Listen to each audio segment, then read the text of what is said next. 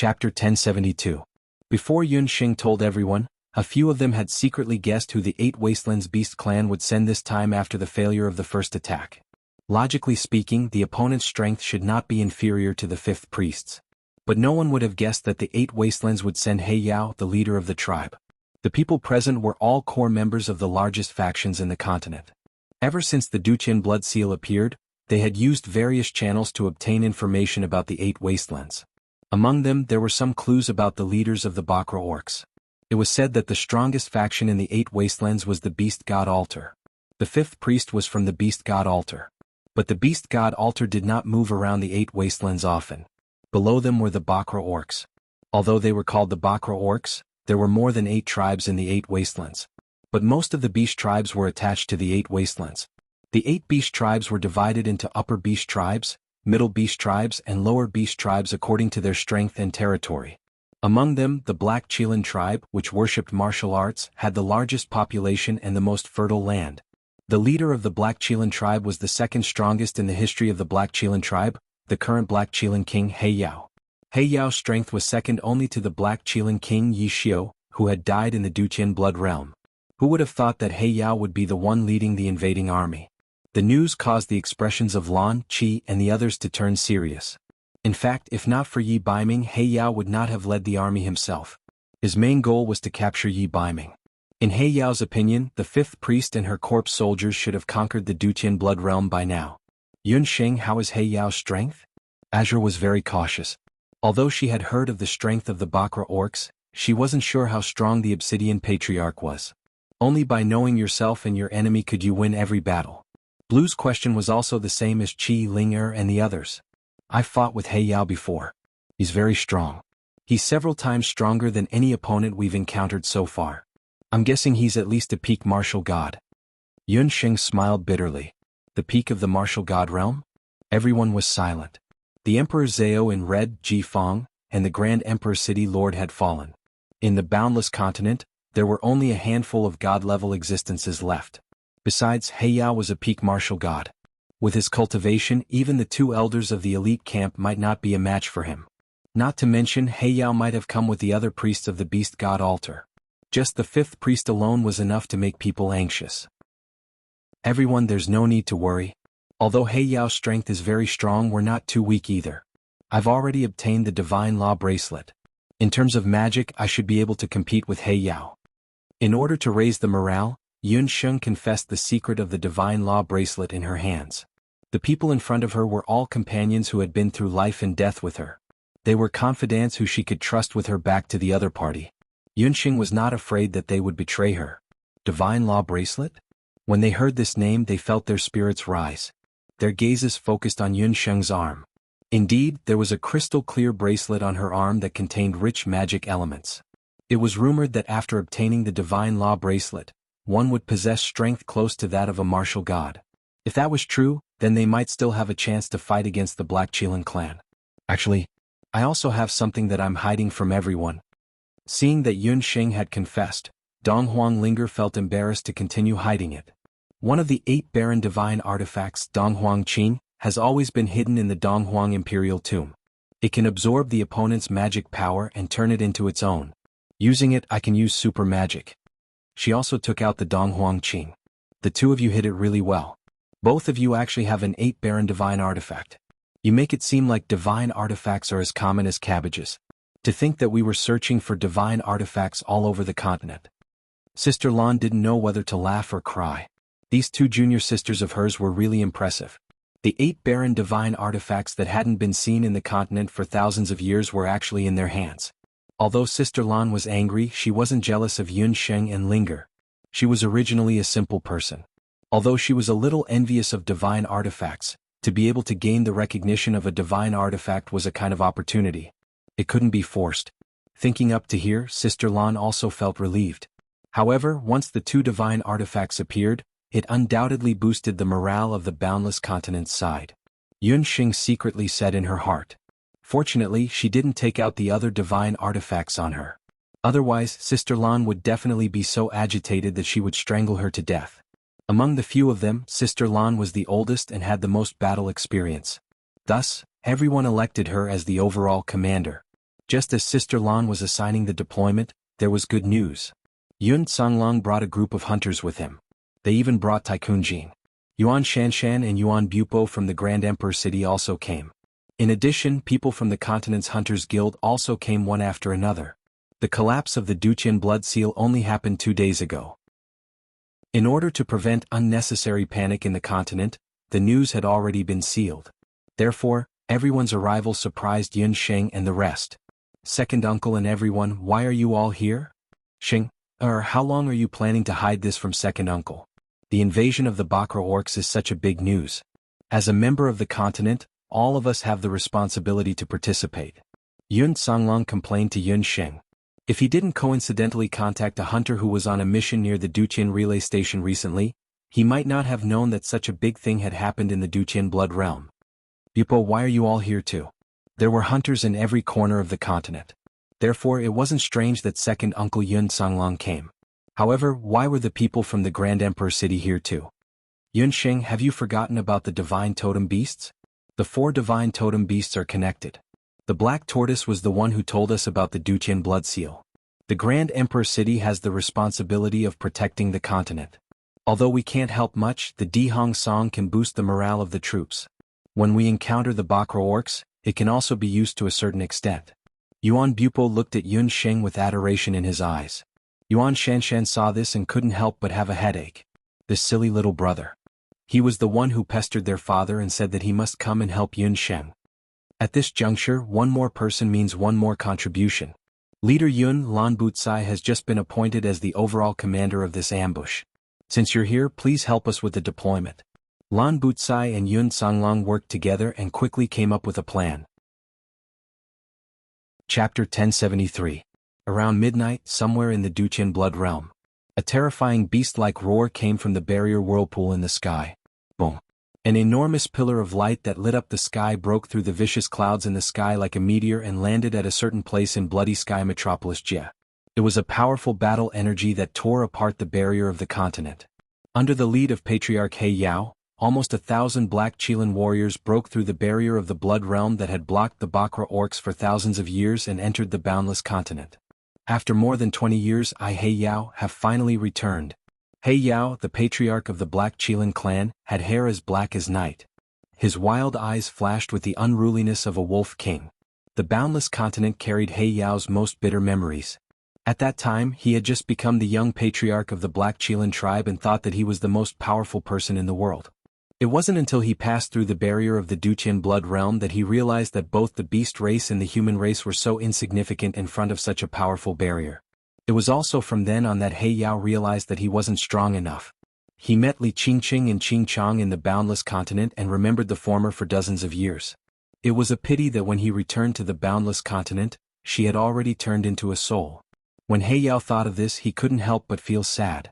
Yi Baiming's mother, Empress Li, was the first woman he met when he was heavily injured. Empress Li was different from any woman he had ever met. Empress Li was only 14 years old that year, the best years of a young girl. She was innocent and didn't know the dangers of the world. At that time, she hadn't met her nemesis Yi Qingtian. It was undeniable that Empress Li was beautiful, but He Yao didn't like her because of her beauty. She was very special. He Yao still remembered that when he was in danger, that woman dressed in men's clothing called out to him softly. Her slender fingers brushed against the blood on his body, and she fed him the clear water. He opened his eyes and saw that the woman was as quiet as the moon in the sky. Her eyes seemed to be filled with stars, so beautiful that it made people think that she was an illusion. The moment He Yao saw her, he decided that he had to get his hands on this woman. Unfortunately, when He Yao woke up, Empress Li had already settled him down in a village. She and the merchant group had already left. At that time, He Yao did not even know her name. When he saw Empress Li again, she was already married. She was the Empress of Zhou State. However, her man had found He Yao. At that time, He Yao was overjoyed. He forced Yi Qingtian to use Empress Li in exchange for the support of the Black Qilin tribe. He got what he wanted and got Empress Li's body, but he couldn't get her heart.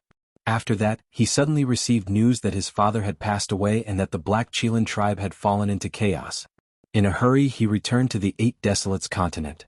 He had been gone for more than 20 years. Empress Li was dead, but she and her son Yi Baiming had inherited Li Qingqing's personality. He Yao heard that Yi Baiming had inherited his mother's outstanding looks. Perhaps bringing Yi Baiming back to the Eight Desolates continent was a kind of compensation for He Yao. He just wanted to prove to Empress Li that their son would eventually return to the Eight Desolates continent. Breathing in the familiar yet foreign air of the boundless continent, He Yao couldn't help but roar at the sky. Behind him, the 1,000 beast soldiers and He Linlin all half knelt. The Black Qilin tribe swears loyalty to the tribe leader. The tribe leader's divine might shakes the boundless continent. The major tribes of the Bakra orcs had received orders from the beast god altar at almost the same time to attack the boundless continent. Other than the Black Qilin tribe leader, the other tribe leaders did not personally lead their troops. However, each tribe had sent their elites. However, these elites were still not as disciplined as the Black Qilin warriors. They only used half the time of the other tribes to arrive at the boundless continent. I wonder if Du Guxiu passed on father's orders to Yi Baiming, He Linlin said from the side. They had invaded the Duqian blood realm overnight. When the Qilin tribe's elites had arrived, they had caused a huge commotion. However, such a huge commotion had not attracted the humans. It seemed that the fifth priest had already occupied the Duqian blood realm. It seems that Yi Baiming is still stubborn. Otherwise, he would have come with Shior to welcome us. He Yao was displeased.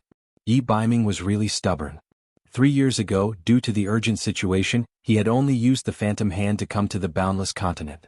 The Phantom Hand could only unleash a portion of his strength. This time he had personally come to the boundless continent.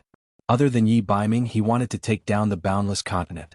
Linlin, what was the name of the woman who shot my Phantom Hand with an arrow last time? He Yao still had an arrow wound on his hand. Last time, he had been paying attention to Yi Baiming and did not notice who the woman who had attacked him was. This woman was said to be a remnant of the celestial fox. She had a foxy face and caused the two brothers Yi Baiming and Du Guxiu to turn against each other. This time, if he had the chance, he would definitely kill that woman. Yunxing. She is from the Zhou state. After Yi Baiming transformed into his beast form, that woman used the identity of the Prince Regent to take charge of the Zhou state. This woman is not only good at seduction, she is also very ambitious. He Linlin added fuel to the fire. The Celestial Fox clan is dissolute by nature. This kind of bitch deserves to be killed. He Yao frowned and his killing intent towards Yunxing intensified. Father, we have already arrived at the boundless continent. What should we do next? He Linlin looked at the vast blood boundary plains. After the blood seal collapsed, the evil aura here became much stronger. The roars of the blood cloud beasts could be heard everywhere. In the distant Duqian relay station, a dim light flickered. Everything looked very peaceful. It was too peaceful. It was so peaceful that it felt like a storm was coming. Father, should we go to the Duqian relay station and meet up with the fifth priest first? He Linlin asked. No, just send a small group of people to the Duqian relay station. We will go to the Qilin King's tomb first. The Qilin King's tomb is the sacred ground of the Black Qilin clan. Before a big battle in the past, the Qilin clan must have paid respects to their ancestors. He Yao's dark eyes were deep. The collapse of the Duqian blood seal meant that the Black Qilin King's tomb must have been severely damaged. That woman, the fifth priest, had always thought highly of herself. Moreover, the beast god altar that she was in had always been above the 8 major beast tribes. He Yao had long been dissatisfied with her. However, the beast god altar's high priest was so powerful that even He Yao had to be wary of her. He Yao would never agree to listen to that woman, the fifth priest. Thus, He Linlin picked out 100 Black Qilin warriors and went to the Duqian relay station first. The father and daughter pair then led the rest of the people to the Duqian blood seal. Thank you for your monthly votes, recommendation votes and tips. Chapter 1074. The 100 Black Qilin warriors that He Yao had sent to the Duqian relay station flew in unison towards the Duqian relay station. In the night sky, they were like countless black-winged bats, only letting out rustling sounds in the night wind. Outside the Duqian relay station, a few magic illumination arrays emitted soft light, driving away the blood cloud mosquitoes that were wandering nearby. Many beast corps soldiers were either patrolling or standing at the entrance of the relay station. Everything seemed to be in order. When the 100 Black Qilin warriors landed, they cautiously looked at the relay station. Seeing the corpses of the beast soldiers, the leader of the Qilin team sighed in relief. Just as Patriarch He Yao expected, everything went well with the fifth priest. Let's go forward together. The leader waved his hand and the Qilin warriors filed forward. The Black Qilin warriors didn't notice that near where they landed, several heads suddenly popped out from beside a few protruding rocks. Yunxing, they really fell for it. Linger whispered. Because they didn't know how many people the Black Qilin tribe would send, and whether Patriarch He Yao was among them, Yunxing and the others didn't plan to meet force with force. The fifth priest had died, but at that time she did not have the opportunity to use the soul explosion technique like the first summoner. Therefore Yunxing predicted that at this time, whether it was the beast god altar or the people of the other 8 desolate tribes, none of them knew that the fifth priest had died. This was a good opportunity worth taking advantage of. Yunxing used the corpses of the beast soldiers that were already under her control to order them to wander around the Duqian relay station, creating the illusion that the fifth priest had successfully taken over the Duqian relay station. The hunters, warriors and magicians in the Duqian courier station were already scattered around the courier station. They were only waiting for the Black Qilin clan to barge in before launching a surprise attack. The number of people seems wrong, there are only about 100 of them. Among those Qilin warriors, there are no experts whose strength surpasses the martial emperor realm.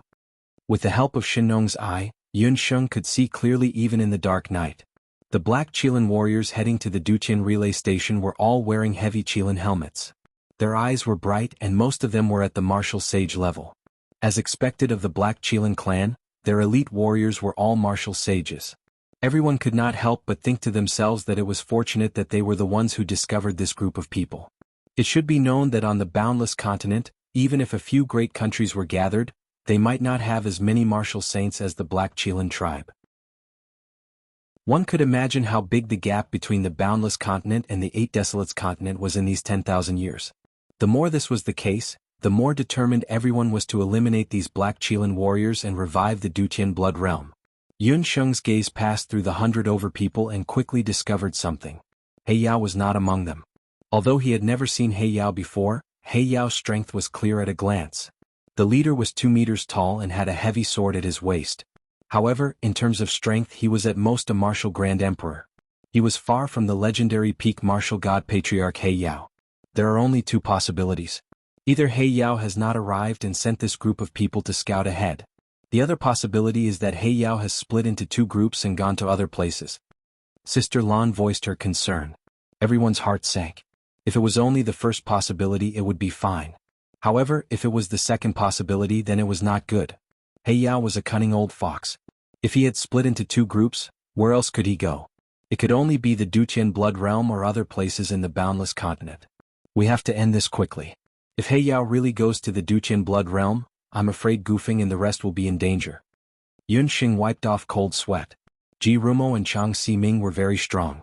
However, if they were to go against He Yao it would not be so optimistic. Just as Yunxing and the rest were talking, the Kirin warriors walked towards the Duqian relay station. Isn't Gufeng in danger? No, Yunxing, we have to save them. Donghuang Linger was shocked. How about this? Yunxing, you Linger and Abandon go to the Duqian blood realm first. Leader Yun and I will be responsible for eliminating the Kirin warriors in this area. Lan was also very worried. Gufeng and the other 2 were responsible for drawing the new Duqian blood realm. Their safety was more important than anyone else's. Yunxing had a large number of demonic beasts under her command. She also had the magic bracelet, dollar and tyrant gold. Donghuang Ling also had Donghuang Qin, Abandon and Little Green. If they went together, even if they couldn't kill He Yao, they could delay him for a while. When the new Duqian blood realm was completed, they could defeat He Yao and the rest. Yunxing thought for a while and felt that this was the only feasible plan. The few of them quietly went towards the Duqian blood realm. On the other side, hundreds of Kirin warriors had already arrived at the relay station. Brothers, we are the subordinates of He Yao. We are here to help the 5th priest. The team leader stepped forward. After a while the bull beast soldiers did not answer. I almost forgot that these are the 5th priest's beast soldiers. They are all zombies. How can they answer? The team leader patted his head and mocked himself. Hence, he walked towards the relay station with the 99 Kirin warriors. The relay station's door was tightly shut. The team leader pushed the door open. In the brightly lit relay station, the moment the team leader pushed the door open, there was a sudden roar. It turned out that Blue and the others had already set up a large number of magic arrays in the rooms of the Duqian relay station. These magic arrays were all set up with restrictions. They were like ticking time bombs. As soon as someone broke in, they would explode instantly. The warriors of the Black Qilin clan were ferocious, but they were all warriors and knew little about magic arrays.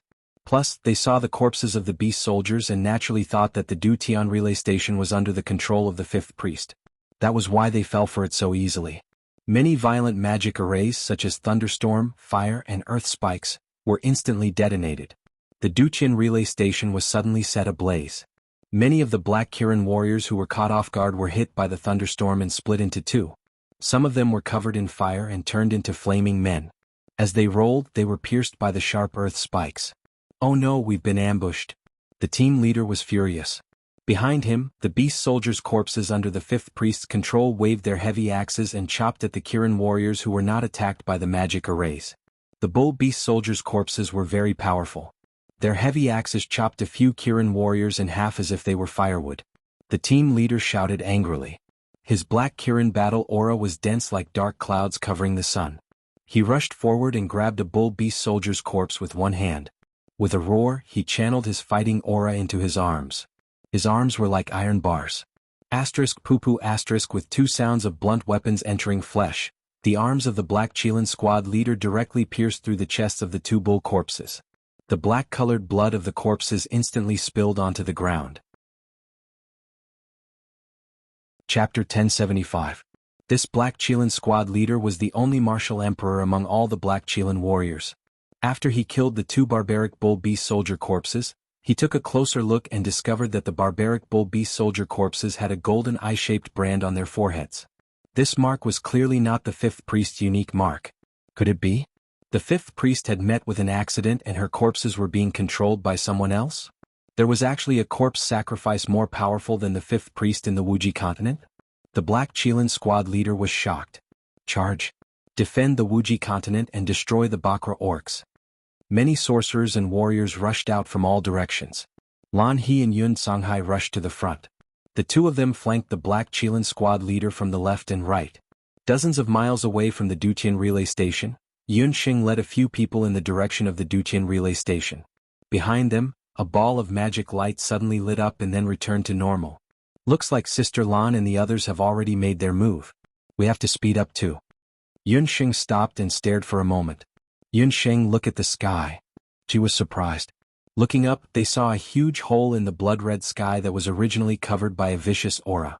It was like a murderer who had lost all his teeth, opening his mouth and laughing maliciously at everyone. That was the blood cloud hole left behind by the Black Qilin clan after breaking through the enchantment. The hole was still expanding. Looking at the size of the hole, at least hundreds to thousands of beast soldiers had poured into the blood realm. It's too dangerous to keep this thing. What if the other 8 Wastelands beast clans take advantage of the situation and enter? Just as he finished speaking, a gurgling sound came from the blood cloud cave. The clouds began to churn again as if something was about to break out of the cave. Could it be that when it rains, it pours? Is there really an invasion by other beasts? Yun Xing grumbled in her heart. It was a matter of urgency now. If the other party came with more powerful characters. Boom, another flash of light landed. Yun Xing and the others retreated to the side. But this flash of light was much weaker than when He Yao and the Black Qilin clan broke through the enchantment. Qi Muguan of the Ba Serpent clan appeared in front of them with a few hundred Ba Serpent warriors. Young clan leader, we have arrived at the Blood Realm. But looking at the situation, someone has already entered the Blood Realm. It should be the Black Qilin clan. After Qi Muguan learned of his sister's death, he had been plotting to go to the Boundless Land to avenge her death. Qi Muguan was the first to enter the Dutian Blood Realm. He was the first to enter the Chaos to enter the Blood Realm. To enter the Chaos region first in the Blood Realm. But there was Qi led in blood, Qilin the blood Qilin the blood Qilin blood. But there were benefits to being slow. The entrance to the Blood Realm opened by He Yao and the others allowed Qi Muguan and the others to enter the Blood Realm effortlessly. The warriors of the Ba Serpent clan were different from the strong Black Qilin clan. Their warriors were mostly magicians. Most of them were tall and alluring male and female magicians. Yun Xing had only met Qi Muguan once before. But she still had some impression of him. Yes, there are humans. Qi Muguan also noticed Yun Xing and the others. Qi Muguan looked similar to his sister, Qi Bai. He looked like a girl and had a pair of narrow eyes like bamboo leaves. That old woman Lin Yun, what's going on? Why are there humans in the Blood Realm? Qi Muguan looked at the young magicians arrogantly. When his gaze swept past Dong Huang Linger's face, a sharp glint flashed across his eyes. You killed my sister Qi Bai. After saying that, Dong Huangling's magic soul suddenly appeared. An emerald soul snake that was the size of a little finger attached itself to Dong Huangling's magic soul. Qi Muguan raised his hand. That emerald soul snake flew into Qi Muguan's hand like lightning. The soul snake hissed a few times at Qi Muguan. Its eyes were filled with hatred. After saying that, the little soul snake turned into a strand of magic power and disappeared. Yun Xing and the others were shocked. Later Qin's Madame Qi Bai was killed by Ling Er. Only Gufeng and Dong Huangling knew about Madame Qi Bai's death. But the two of them didn't expect that Madame Qi Bai would leave behind a warning. It turned out that the Ba Serpent clan was very mysterious. Madame Qi Bai was killed by Dong Huangqing's godly power. She died under Dong Huangling's super magic. She died with hatred. At the last moment of her death, she used the soul snake's power in her magic soul to hide in Dong Huangling's magic soul. As long as Dong Huangling encountered someone from the Ba Serpent clan, the little soul snake would tell the truth to the Ba Serpent clan and avenge Madame Qi Bai's death. Earlier, Qi Muguan had always thought that his sister, Madame Qi Bai, died under the hands of Dugu Xiu. He didn't expect that his sister, Madame Qi Bai, died under the hands of a female mage. I was the one who killed her. Madame Qi Bai used her soul snake to kill my elder brother, turning him into an idiot. She and I have an irreconcilable enmity. It is only right for me to kill her. Dong Huangling had a stern expression on her face. Even if she had to face the revenge of the Ba Serpent clan, she still didn't have the slightest bit of regret. Yun Xing, this is my matter. I won't drag everyone down with me. You all go to the bloodstains first and save Gufeng and the others. Dong Huangling wasn't willing to drag everyone down with her because of her hatred. Yun Xing's brows were tightly knitted. Yun Xing, our opponent has a lot of people. It's better for us to use our Dihong Song to fight in a group. Bring your demonic beasts and abandon and enter the bloodstains first. Leave this place to us and Miss Ling. Yuan Bupo could tell that Yun Xing was in a difficult position. Time was of the essence. If they delayed for 15 minutes, Gufeng and the others who were in the bloodstains of the Dutian would be in greater danger. However, even if Dong Huangling had Dong Huangqing's help, it would still be very difficult for her to fight against so many Ba Serpent warriors. Then I'll leave it to you all. Yun Xing could only make such arrangements. She held onto Ling Er's hand and rushed towards the location of the Dutian bloodstains together with abandon. I heard from the soul snake that you still have the 8 Baron Divine Artifact, Dong Huangqing. Fine, today I will take revenge for Qi Bai and destroy the 8 Baron Divine Artifact while I'm at it. Qi Muguan laughed loudly. Their opponent's group actually dared to split up. Right now there were only 3 of them. On the other hand, the Ba Serpent clan had close to 500 people. Although their individual strength might not be able to defeat their opponent, it was more than enough for them to kill their opponent. Ba Serpent warriors shapeshift. Qi Muguan gave out an order. The 500 Ba Serpent warriors simultaneously let out a hissing sound that could make one's scalp go numb. The Ba Serpent warriors who were originally in human form suddenly transformed into half-human, half-snake mages. A magic soul stone was embedded into their foreheads. Chapter 1076. The Ba Serpent tribe was different from the Black Qilin tribe. The warriors of the Ba Serpent tribe weren't as strong as the warriors of the Qilin tribe. However, they had the bloodline of the Ba Serpent tribe. Their ancestor, the Ba Serpent tribe, could summon clouds and summon rain. Looking at Qi Muguan, he had obtained the Ba Serpent King's relic after entering the Dutian Blood Realm's Ba Serpent King's tomb with 7 other descendants of the Ba Serpent tribe. In the past 3 years, he had fused with part of the Ba Serpent King's relic's power. His second inheritance had also been awakened. Collective beastification was his first inheritance. In just a moment, Qi Muguan and the 500 Ba Serpent tribe warriors had all completed their beastification. Their speed was so fast that they were even faster than the beastified warriors of the Boundless Continent. In this way, the magicians had a strong physique that was similar to that of the warriors. In terms of attack and defense, their strength had greatly increased. Looking at Qi Muguan, he was covered in red snake scales. His snake body, which was half a meter thick, was coiled into a ball as he flew in mid-air. His long and narrow snake eyes were filled with contempt. In his hand he was holding a cobra magic scepter. Ant-like humans, how dare you look down on the power of the Ba Serpent tribe? Warriors, kill them. Qi Muguan waved the cobra scepter. The 500 Ba Serpent warriors roared as they unleashed all sorts of multicolored magic attacks. Seeing this, Dong Huangling didn't panic. She flipped her hand and Dong Huangqing appeared in her hand. Ancestor Donghuang, help me defeat these evil boss serpents. The magic wings behind Donghuang Linger's back flapped lightly. Her clothes were red like fire, and her bright face was suffused with a holy light. After experiencing many life and death battles, Donghuang Linger had become more familiar with using Donghuang Qing. Especially last time when she was fighting with the Emperor Zhao in red, although Donghuang Linger was severely injured, she understood how to use Donghuang Qing even more. Donghuang Qing let out a buzzing sound as he swallowed all the magic attacks in one gulp from his dark urn. Humph, I'll let you see what it means to reap what you sow. Super Magic Hurricane Dragon. Donghuang Linger chanted. In the sky, the wind and clouds changed and a hurricane dragon hovered in the sky. So you used this magic to kill Qi Bai. Humph. Donghuang Qing truly lives up to his reputation. Seeing how Donghuang Linger was able to absorb all of the magic attacks from her side and convert them into her own magic power, Donghuang Qing's magic power. The greed in Qi Muguan's eyes grew even stronger. He stared at the Donghuang Qing in Donghuang Linger's hand. If he could obtain this divine weapon, his Ba Shi clan would definitely be able to break away from the low-level beast clans and become a high-level beast clan like the Black Qilin clan, the Nine Phoenix clan and the D clan. He was determined to get Donghuang Qing. Humph, Qi Muguan, are you scared? Then let me send you and Madame Qi Bai to the afterlife together. Donghuang Linger stood on the head of the storm dragon and waved her hand. The tempest dragon opened its maw, and a torrential downpour of gale force winds shot towards the Ba Serpent warriors. Those who look down on my Ba Serpent clan will die. Great ancestral wizard Ba Serpent, please give your people supreme magic power. The second legacy of the Ba Serpent, Ancestral Magus Ba Serpent. The 500 Ba Serpent Magi chanted in unison. The magic soul stones on their foreheads all lit up at the same time. Under the guidance of Qi Muguan's power of inheritance, 500 strands of Ba Serpent Mage's power of soul stones gathered together. In the sky, a huge wizard snake that was not any weaker than a giant dragon gradually took shape. The shaman snake's body was several kilometers long, and its enormous body occupied the sky within a radius of several kilometers. Its eyes were as big as lanterns, and the scales on its body emitted a thick bloodthirsty aura.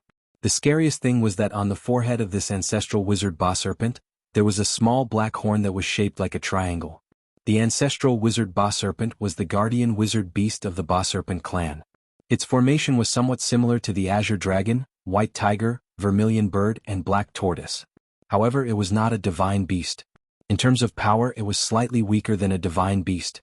However, in the boundless world, where divine beasts were rarely seen, the power of a wizard beast was enough to destroy an entire country. Needless to say, this was an illusory magical beast that Donghuang Linger condensed using her magic power. When she saw the Ba Serpent taking shape, Donghuang Linger was secretly shocked. She didn't know why, but when she saw the ancestral wizard Ba Serpent, she felt that it was somewhat similar to Abandoned's pet snake, Little Green. When Abandoned and Little Green fused together, the Ba Serpent that Abandoned transformed into looked roughly like this. However, before Donghuang Linger could think more about it, the ancestral wizard Ba Serpent, which was filled with bloodthirsty aura, rolled its body and pounced toward the Tempest Nightmare Dragon. The ancestral wizard Ba Serpent's huge tail that was covered with hard scales swung toward the Tempest Nightmare Dragon. Donghuang Linger raised her eyebrows. So what if it is powerful? It is just a snake. The difference between a snake and a dragon is like heaven and earth. As if it felt the nightmare dragon's disdain, the ancestral wizard Ba Serpent hissed angrily, and a stream of venom spurted out from its mouth. Beside the Tempest Nightmare Dragon, wind-type magic elements filled the air. Donghuang Linger raised her hand, and several hurricanes instantly blew away the venom. However, right at this moment, the Ba Serpent's body swayed and suddenly disappeared within the sea of clouds. Shit, this ancestral wizard Ba Serpent has the ability to conceal itself. It is not easy to deal with. Beads of sweat appeared on Donghuang Linger's forehead as she carefully observed the Ba Serpent's actions. Suddenly, there was a strange fluctuation of cloud energy behind her. The triangular-shaped Ba Serpent's head suddenly stretched out and opened its mouth. Its venomous fangs fiercely bit down on the Tempest Nightmare Dragon. Ah! Donghuang Linger was alarmed. After the ancestral wizard Ba Serpent bit onto the Tempest Nightmare Dragon's neck, the ancestral wizard Ba Serpent wasn't willing to let go of the Tempest Nightmare Dragon. The venom quickly spread throughout the Tempest Nightmare Dragon's body. The Ba Serpent bit onto the Tempest Nightmare Dragon, and the two of them rolled in the sky. Donghuang Linger almost fell down from the sky. After another roll, Dong Huang Linger lost her strength and was thrown down from the Tempest Nightmare Dragon's head. Like a falling leaf, her body fell from the sky. Right at this moment, a loud cry of a Luan bird could be heard in the sky, and an ice-blue figure flashed past. Dong Huang Linger felt that her body was soft, and she had already landed on the back of the Icefire Phoenix Luan. On the Icefire Phoenix Luan, Yuan Bupo nodded his head at Dong Huang Linger. "Miss Dong Huang, leave the rest to me." It turned out that Yuan Bupo and his sister were watching the battle from below. Seeing that Dong Huang Linger was about to lose, Yuan Bupo hurriedly made his move. On the other side, Yuan Shanshan was already fighting with Qi Muguan. The Icefire Phoenix Luan had beautiful feathers, and its body was lithe. Its golden beak aimed at the Ba Serpent's eyes and fiercely pecked down. Immediately, a putrid stench of snake blood spurted out. The Ba Serpent was in pain, and it had no choice but to let go of the Tempest Nightmare Dragon. "Ancestral wizard evil beast, how dare you cause trouble in the boundless land? Let my Grand Emperor family destroy your prestige." After Yuan Bupo finished speaking, a jade flute appeared in his hand. He placed his lips on the jade flute, and the sound of the flute could be heard. Suddenly the color of the sky changed. Chapter 1077. Dong Huang Linger was sitting on the back of the Icefire Phoenix. She had used up a lot of her magic power in the previous battle. She was also falling from the sky. She was feeling dizzy. She looked at Dong Huang Qing in her hand. It had become dim. The magic power in Dong Huang Qing was also dispersing. "I'm still too weak. If this Shun Qing was in Yun Sheng's hands, she would be much stronger than me," Dong Huang Linger thought to herself. Suddenly she heard the sound of a flute. It was like drinking a mouthful of rain during a drought.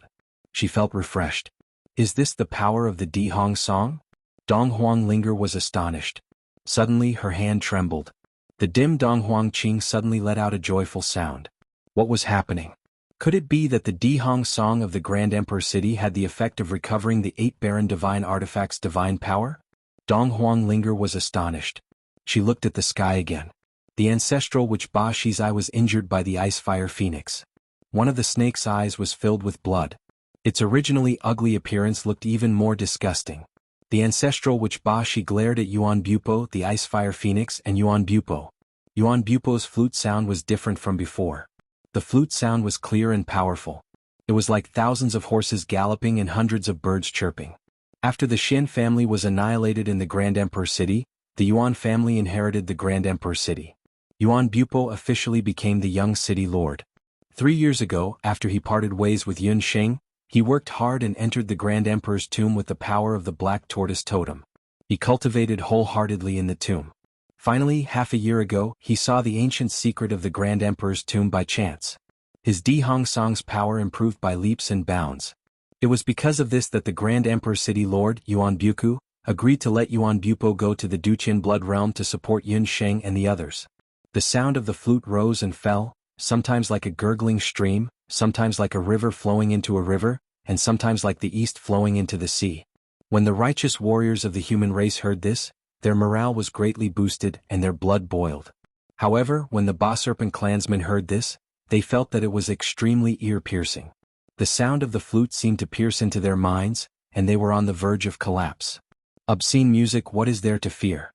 Ba Serpent ancestor, break his flute music. Qi Muguan was entangled by Yuan Shanshan. On the King Cobra scepter in his hand, the King Cobra's eyes suddenly lit up. It opened its mouth and spat out a cloud of poisonous gas. Yuan Shanshan hurriedly dodged, but Qi Muguan seized the opportunity. Qi Muguan seized the opportunity to leap onto the Ba Serpent's back. Ancestral witch Ba Shi let out a long hiss, and the scales on its body opened up. From its mouth, streams of venom turned into countless small snakes that shot towards the Ice and Fire Phoenix Luan. At this moment, the Di Hong song had reached its climax. Yuan Bupo's right hand's middle finger and index finger suddenly pressed against the body of the flute.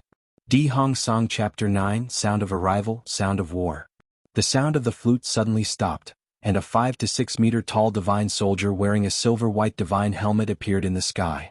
That divine soldier was awe-inspiring, and his body was surrounded by boundless fighting energy.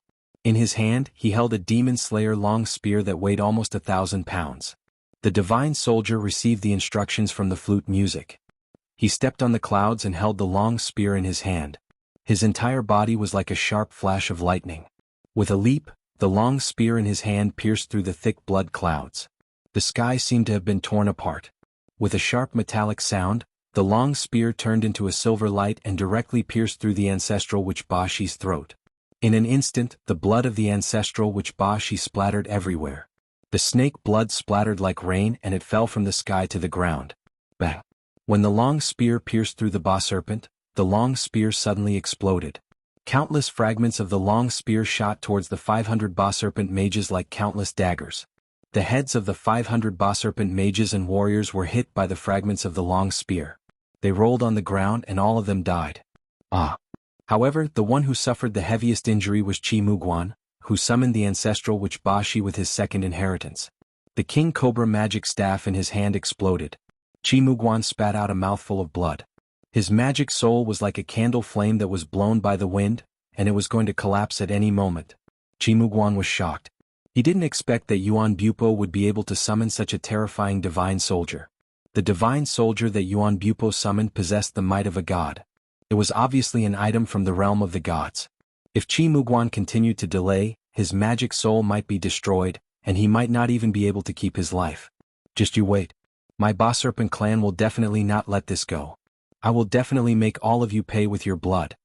Qi Muguan's bloodshot eyes were about to split open as he stared at the 500 Ba Serpent warriors who died in a single strike. Without his subordinates and with his injuries he didn't dare to stay any longer. He ran into the blood cloud cave in a sorry state and escaped from the Duqian blood realm. Yuan Bupo heaved a sigh of relief and landed on the ground with Dong Huangling. Thank you, brother Yuan. Dong Huangling was grateful.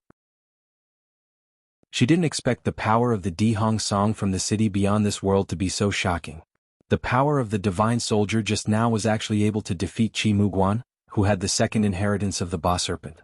Miss Dong Huang, you are too courteous. You are Yun Sheng's good friend. It is my duty to take care of you. Moreover, if it wasn't for Yun Sheng, I'm afraid I wouldn't be where I am today. Yuan Bupo no longer had the hot-blooded rashness of the past. He only nodded his head calmly. Yuan Bupo wasn't just saying those words out of courtesy. If he hadn't met Yun Sheng back then, he wouldn't have painstakingly learned the Dihong song just because he admired her. What he used just now was the legendary ninth movement of the Dihong song. Since the establishment of the Dihong city, no one had obtained the ninth movement of the Dihong song in the emperor's tomb for thousands of years. Yuan Bupo had entered the emperor's tomb with the intention of becoming stronger. After almost dying, he finally had the chance to get a glimpse of the ninth movement of the Dihong song. However, he didn't expect that the Dihong song wasn't an ordinary music score. Instead, it was the 9 imperial seals left behind by the Emperor Huoyen before he ascended and became a god. Unfortunately, although Yuan Bupo heard the ninth movement, he didn't fully comprehend it. He only roughly comprehended 2 of the imperial seals. It was also because of this incomplete Dihong song that Yuan Bupo was able to summon the divine soldier from the realm of the gods to defeat the ancestral witch Ba Serpent. Yuan Bupo felt a little regretful. If he could comprehend a little more, the divine soldier that he summoned today wouldn't be as simple as a divine soldier. Oh yeah, brother Yuan, since your flute music is so powerful, you can help us fight against He Yao. Dong Huangling was excited. No, although the ninth movement of the Dihong song is powerful, it consumes a lot of energy every time I use it. With my current strength, I can only use it once a month. Moreover, He Yao is different from Qi Muguan. He is a peak martial god. Compared to Qi Muguan, he is tens of times more powerful. Yuan Bupo shook his head. There's no time to lose. Let's immediately enter the Duqian Bloody Seal. Hopefully we can catch up with Yun Sheng and the others, Yuan Shanshan reminded the two. The two nodded their heads and flew towards the Duqian Bloody Seal. Chapter 1078. Father, there's movement at the entrance of the Blood World. He Yao, He Linlin, and the others were already near the Duqian Blood Seal. He Linlin's eyelids twitched as she looked up at the sky. Although they were already far away from the entrance of the Duqian Blood World, the sky looked very unusual. The Ba Serpent clan is here, but they seem to have attracted something interesting. He Yao did not turn around, but an unreadable expression flashed across his eyes. He did not expect that there would be an existence on the boundless continent that could defeat the ancestral witch Ba Serpent. It seemed that he had underestimated the strength of the boundless continent's human race. Just as He Yao was deep in thought, he suddenly sensed something. At this time, the sun had already set and the moon had just risen. Although there was no distinction between day and night in the Duqian blood world, the sky had become even darker. What caught He Yao's attention was that there was almost no hostility near the Duqian blood seal. Even if the Duqian blood seal had collapsed, the strongest hostility of the Beast King was sealed in the blood seal. Even if the blood seal had collapsed, the hostility here should be the heaviest. But now there was almost no hostility to speak of in this area. On the contrary, there was an aura of light magic here. Lin Lin, don't meddle in other people's business. It seems that someone got here before us. He Yao smiled coldly. The mounds of the 8 wilderness beast kings, which were supposed to be in ruins, were cleaned up in just one day. He Lin Lin was reminded by He Yao and also noticed that there was a force in the Duqian blood seal that was constantly strengthening. She could vaguely see that there was a vigorous force in the ruins of the blood seal, and the ones who formed this force were the 3 people in the core area of the Beast King tombs. Human race? Why is the human race here? He Lin Lin was shocked. Ji Rumo, Gu Feng and Elder Si Ming also noticed He Yao and the others. Ji Rumo and the others had just finished drawing the magic array and were waiting for Gu Feng to activate the ball of light and reconstruct the new Duqian blood seal.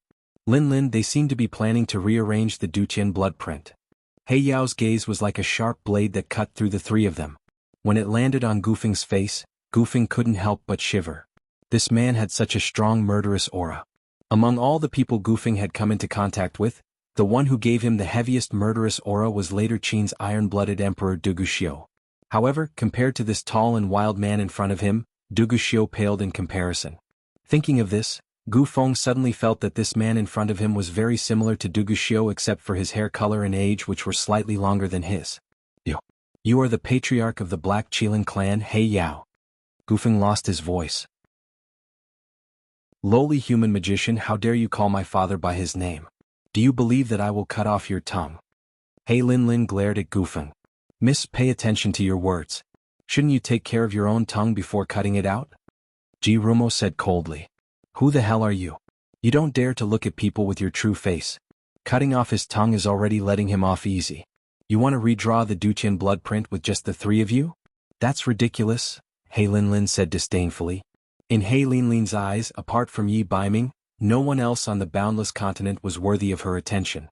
The heavenly blood seal was an ancient divine seal that even the patriarchs of the 8 desolation beast clans could not break through.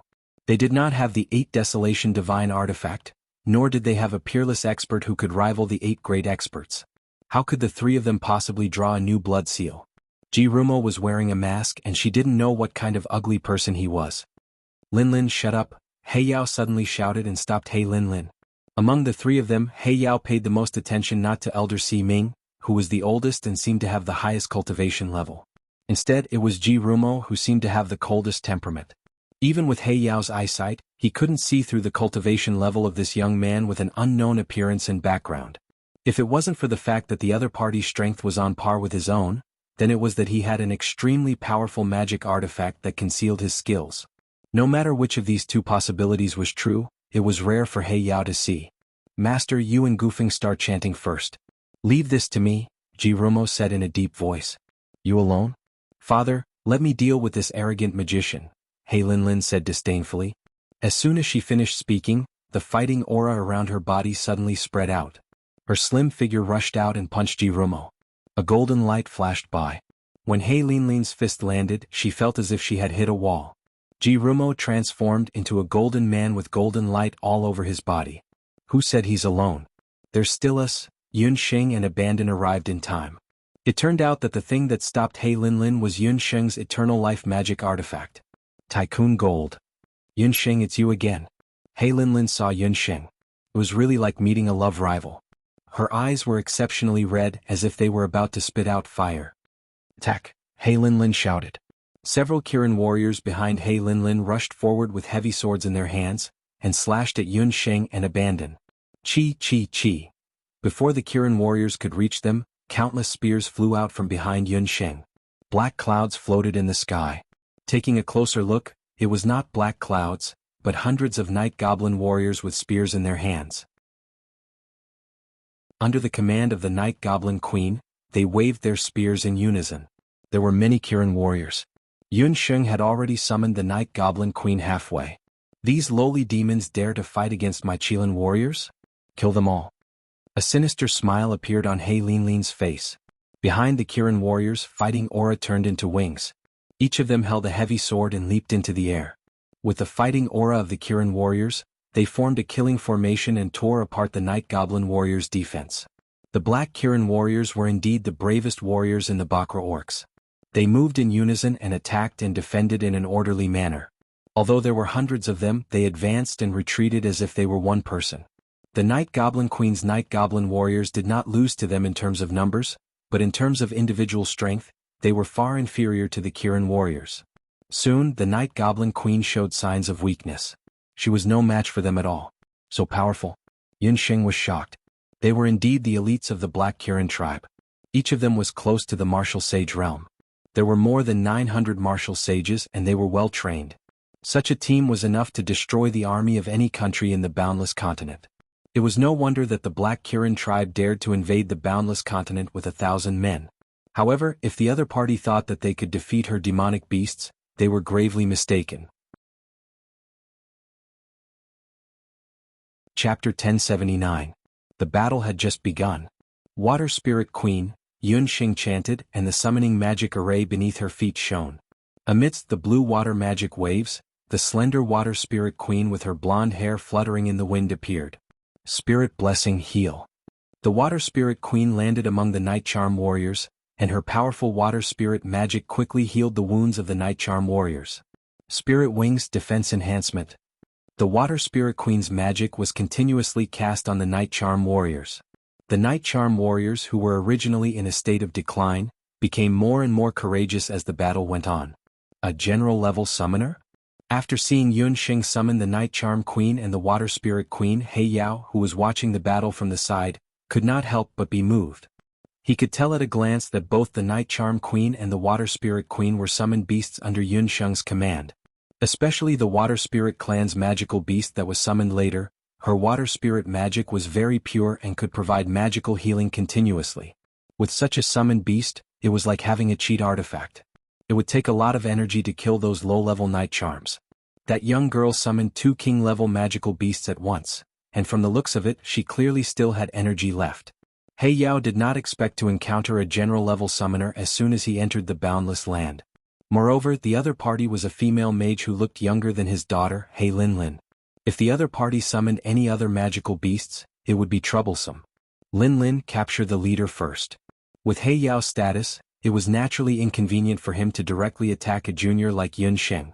He Linlin raised her left palm, and the Qilin combat energy had already turned into a flashing big sword. She slashed the big sword at Yunsheng. After not seeing her for a few years, He Linlin's strength had increased by leaps and bounds. She had also turned her combat energy into a sword, but compared to 3 years ago when she killed Yunsheng, the black Qilin combat energy on the surface of the big sword was even more dazzling. The broadsword sliced through the air, emitting an ear-piercing screech. At this moment, a bandit who had been guarding beside Yunsheng didn't dare to be careless. A green light flashed on his forehead, and his body suddenly turned into a green python. The python swung its tail like a whip towards He Linlin. The snake tail and the blade made of warrior energy collided with each other. The strength of the collision was so great that He Linlin only felt her wrist tremble. The warrior energy blade in her hand was nearly shattered by the monstrous strength of the snake tail. Beast transformation? He Linlin didn't expect that the seemingly thin male magician beside Yunsheng would also possess such a tyrannical magic beast fusion ability. However, the other party was clearly a magician, so how could he transform into a beast like a warrior? He Linlin's expression couldn't help but change as she looked at the 2-story-tall colossus that resembled both a python and a worm. That's not a transformation of a magical beast, but a fusion of magical beasts. Obsidian couldn't help but raise his eyebrows. Obsidian's expression turned a little strange when he saw the fusion between Little Qing and Abandoned. So what if it's a fusion? Let me beat you back to your original form, you stinking snake. The warrior energy blade in He Linlin's hand disappeared. Her eyes flashed with confidence. She raised her head proudly like a peacock. Yunsheng looked clearly. I, He Linlin, am the woman most suitable for Yi Baiming. My strength will forever be in the dust. Black Qilin's second inheritance, Qilin Mirage. Behind He Linlin, the shadow that was originally the size of an ordinary person expanded rapidly as if it was filled with air. A black mirage of a Qilin appeared behind her. He Linlin had been in seclusion for the past 3 years in the Qilin tribe. Although she hadn't been able to fuse with the Black Qilin King Saraira, she had received a portion of her father's internal strength. She had finally succeeded in comprehending the second inheritance of the Black Qilin. It was also because of this comprehension that she had broken through to the Martial God realm. The Martial God realm was the same as the Magician realm. With each breakthrough, one's strength would increase by leaps and bounds. The Qilin Mirage didn't require the user to transform into a Qilin. It allowed the host to possess the strength of a Qilin. The size of the Qilin Mirage could change. The mirage it formed had the same attack and defense as the host. In other words, under the effect of the second inheritance, the person facing He Linlin would have to fight 2 He Linlins at once. Die, you reckless magician. He Linlin's eyes flashed with crazed bloodlust. She and the Qilin Mirage attacked from the left and right. The warrior energy blade heavily struck the side of the green python's body and head. The green python's head was instantly broken and blood flowed out. It let out a shrill hiss. Not good. Give up. Don't force yourself. Yunxing thought to herself. Just as she was about to step forward to help, she suddenly realized that she couldn't move. Even her voice disappeared in her throat. Yunxing had never experienced this feeling before. It was as if someone had cast a petrification spell on her and she couldn't move. Yunxing's beautiful eyes flickered. She realized that the person who had immobilized her was the leader of the Black Qilin clan, He Yao. You're that bastard of the Celestial Fox. You have some skills. He Yao didn't even make a move. He just stared at Yunxing with a terrifying gaze. Was this the strength of a peak martial god? Even though he didn't move a finger, the terrifying aura coming from him made Yunxing feel as if every inch of her muscles and nerves had been frozen. He Yao's gaze was like a knife, slicing Yunxing's face inch by inch.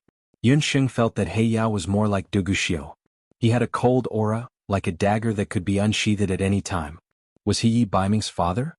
The last time Yunxing was in Ladder Qin, she had only seen one of He Yao's hands. But now she could clearly see He Yao himself. He Yao didn't look old at all.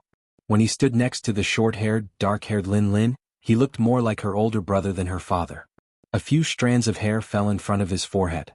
His black eyes glowed with a blue light, revealing a wild aura. He was tall and handsome, with an aura that was somewhere between wild and disdainful. This aura was the aura of a superior person.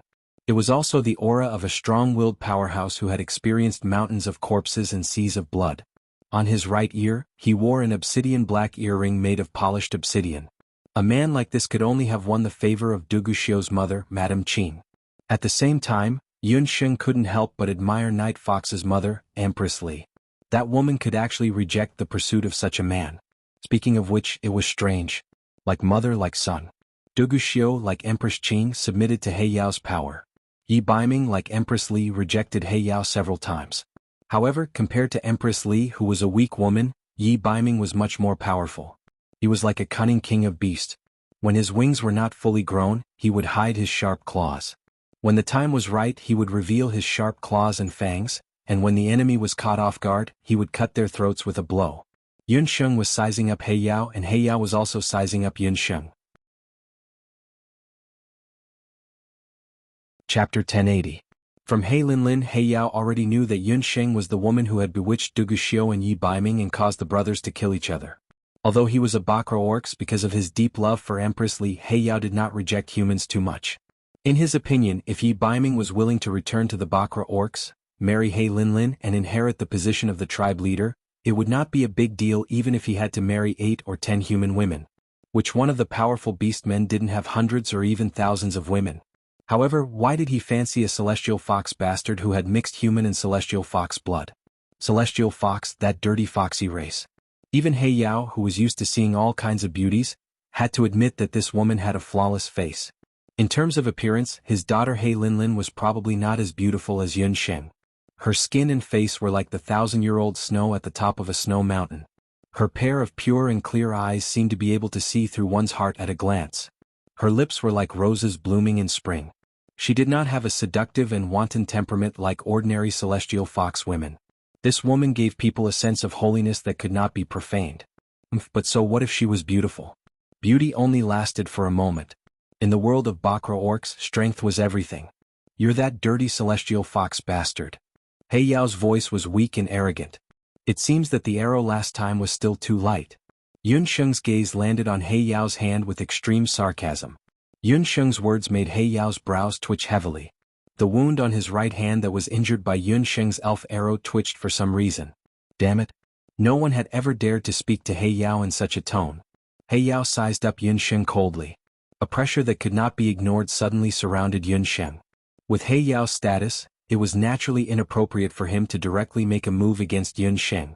However, it was more than enough to crush Yun Sheng with his pressure. Yun Sheng wanted to use magic to resist this pressure, but she suddenly realized that her Dharma soul seemed to have lost connection with her. She couldn't summon any magic power. Absolute suppression. This was the absolute suppression of He Yao, who was a peak martial god. Yun Sheng felt as if there was 1,000 pounds of pressure on her spine and knees. There was a powerful force that kept tormenting her knees. It was as if there were thousands of insects biting his knees. His tendons and bones were all in intense pain. Even so, Yun Sheng remained silent. She stubbornly stared at He Yao, forcing herself not to yield to him. He Yao raised his brows. She was a stubborn woman. It seemed that other than her face, this woman's mind was also more tenacious than the average person. He Yao was a peak martial god. Even if he didn't make a move, his pressure as a martial artist was enough to crush Yun Sheng, who was a magician, into meat paste. He Yao's eyes went blank. He vaguely remembered that there was once such a person. He Yao, if you force me again, I will die in front of you. The woman's breathtakingly beautiful face was filled with hatred and despair. Humph, stupid woman. Her stubbornness had caused her own death in her flesh and blood. He Yao had never been rejected by anyone. Empress Li was the first woman to reject him. Now this celestial fox people woman called Yun Sheng dared to look down on him in public. That celestial fox bastard could actually withstand her father's pressure. He Lin and the group of dark Qilin warriors were shocked. Patriarch He Yao was now a peak martial god. His pressure was enough to crush people into meat paste in an instant. He Yao increased the pressure even more. Crack, Yun Sheng could feel that her body was about to explode from the pressure. At this moment, a fierce fighting aura rushed out of Yun Sheng's beast language ring. I can do it! Yun Sheng suddenly shouted. Her shout shocked Gold Coin, who was in the beast language ring. Yi Baiming, the golden Qilin, could no longer hold back when he saw his beloved being tortured. However, Yun Sheng's tone did not allow for any doubt. Death is at hand, yet you still don't know the difference between life and death. He Yao flipped his hand under his sleeve. He Yao increased his pressure. Crack. Yun Sheng could feel a popping sound coming from a certain part of her body. One of her ribs had been broken by He Yao's pressure. So what if he was a martial artist? So what if he was a martial god? It was just that he had started cultivating a few decades earlier than her. Yun Sheng held back her breath. She clenched her fingers one by one. The soul stone in the magic god bracelet on her wrist slowly poured magic energy into her body. Roar! An equally biting cold magic energy collided with her. Two powerful magic energy and fighting aura collided. It was like a sudden storm on the surface of the sea. The wind and waves collided. At that moment, the air was distorted. This is. He Yao didn't expect that Yun Sheng, who looked like a Saint Law overlord, would have this kind of magic energy in her body. This celestial fox people woman had a strong will. Not only was she a summoner, but she also had this kind of mysterious magic energy. She had yet to undergo the true awakening of the beast god. If she were to one day obtain the inheritance of celestial fox, the consequences would be unimaginable. In an instant, He Yao was filled with killing intent. To think that you still have energy left. What a pity. This is as far as you can go. He Yao grunted. He suddenly struck out with his palm. Qilin fighting aura gathered in his hand once more. His palm was filled with fighting aura as it struck toward Yun Sheng's head. When Yun Sheng used the power of the magic god bracelet to shake off He Yao's pressure, she had already used all the strength in her body. At this moment she only felt her body go limp, as if it had fallen apart. She could no longer block He Yao's attack. At this moment, two beastly lights, one gold and one pink, burst out from the beast speech ring. Yun Sheng's body slid down and was now lying on Jean Coin. Golden Qilin Yi Baiming would not allow He Yao to oppress Yun Sheng. Even if the other party was his father by blood, he would not allow it. You don't want to be the future chief of the Black Qilin tribe and end up like this for a woman. How shameful. Only then did He Yao see that the one who had suddenly appeared was Yi Baiming, who had transformed into a golden Qilin. Ba ba ba. And you call yourself the chief of the 8 barons divine beast tribe. A man bullying a woman, a senior bullying a junior. You're the shameless one. Seeing that its master was being bullied, Baby Sheep was fuming. It was thinking about how to exile this scoundrel old man. No, this old monster would be back soon after being exiled once. It had to think of a way to make this old monster and that disgusting father and daughter pair forever. Flaw. Release. Chapter 1081. Bobo, take good care of Yunsheng. It's time to settle the matter between us. Golden Qilin Yi Baiming's voice floated over. Yeah, the Qilin kid is serious? Bobo Sheep blinked. However, the Qilin kid shouldn't be a match for that old monster. Although Bobo Sheep disdained He Yao, he had to admit that He Yao was the strongest he had ever seen. Even if he summoned all the demon beasts in his little master's exquisite beast pagoda, it still wouldn't be enough to fight that old monster. However, Bobo Sheep also knew that he couldn't persuade the Qilin kid on his own. Bobo Sheep could see that Yi Baiming's anger was unbearable after He Yao injured Yunsheng. You want to defeat me? Unfortunately, you're not strong enough. He Yao also saw through Yi Baiming's intentions. Unless you fuse with the power of the Qilin King's relic. Do you want to truly feel the power of the Qilin King's relic? He Yao opened his palm, revealing the Qilin King's relic that was shaped like a black diamond, exuding a mysterious and powerful energy. As if sensing Yi Baiming's existence, the Qilin King's relic, which was originally pitch black, emitted a light.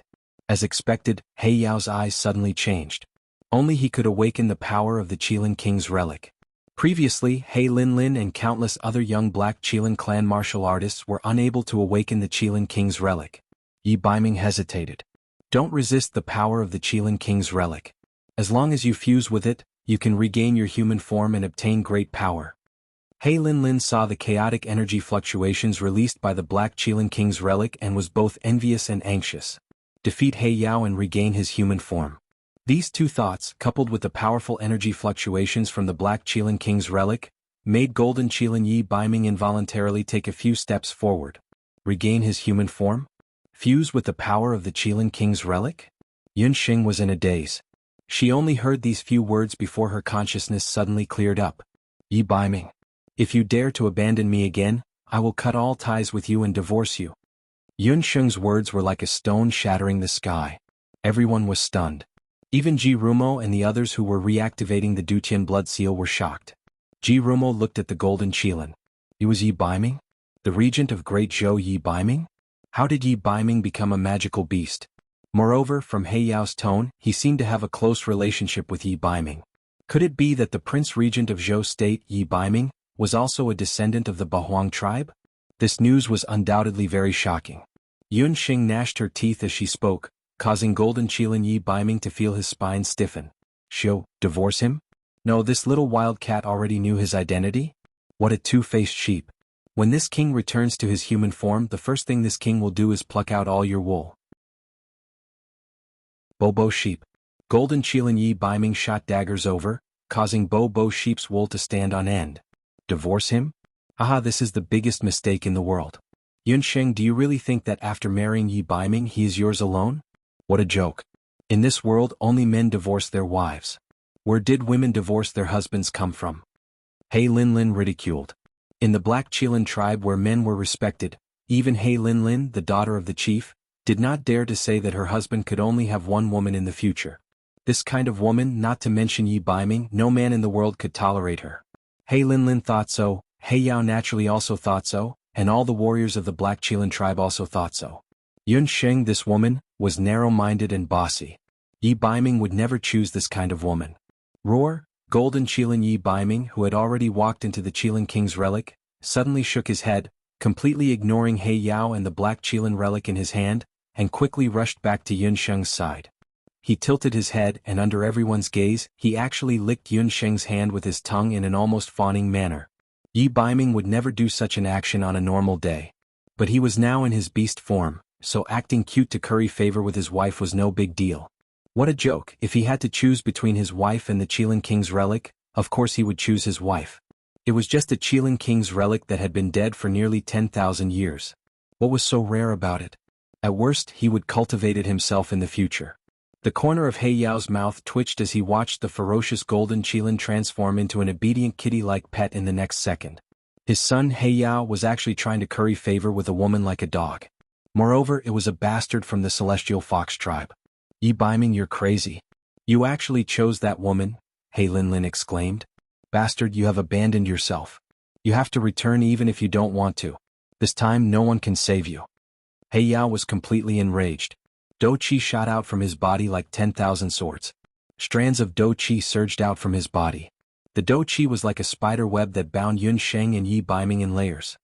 He suddenly exerted his strength, and the two of them seemed to be sucked in by a powerful force, flying towards He Yao.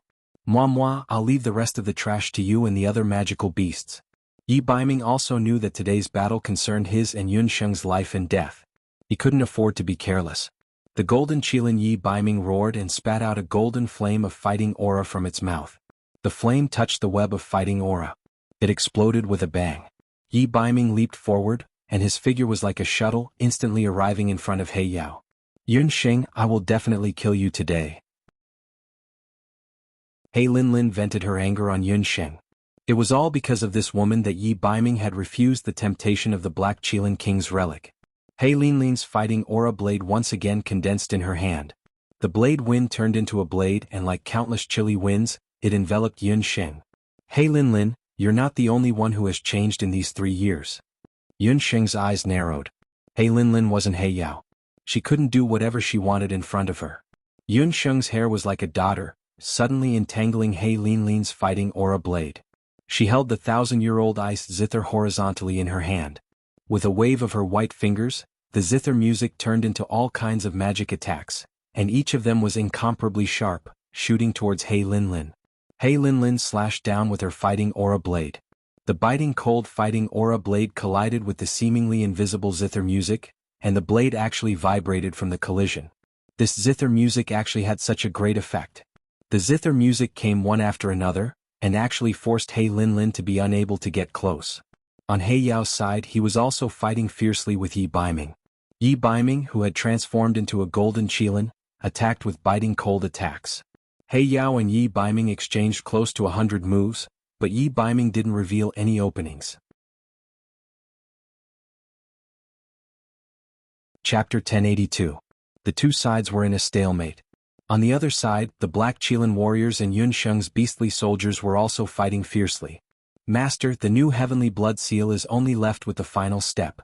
You only need to assist Gu Feng in completing this step.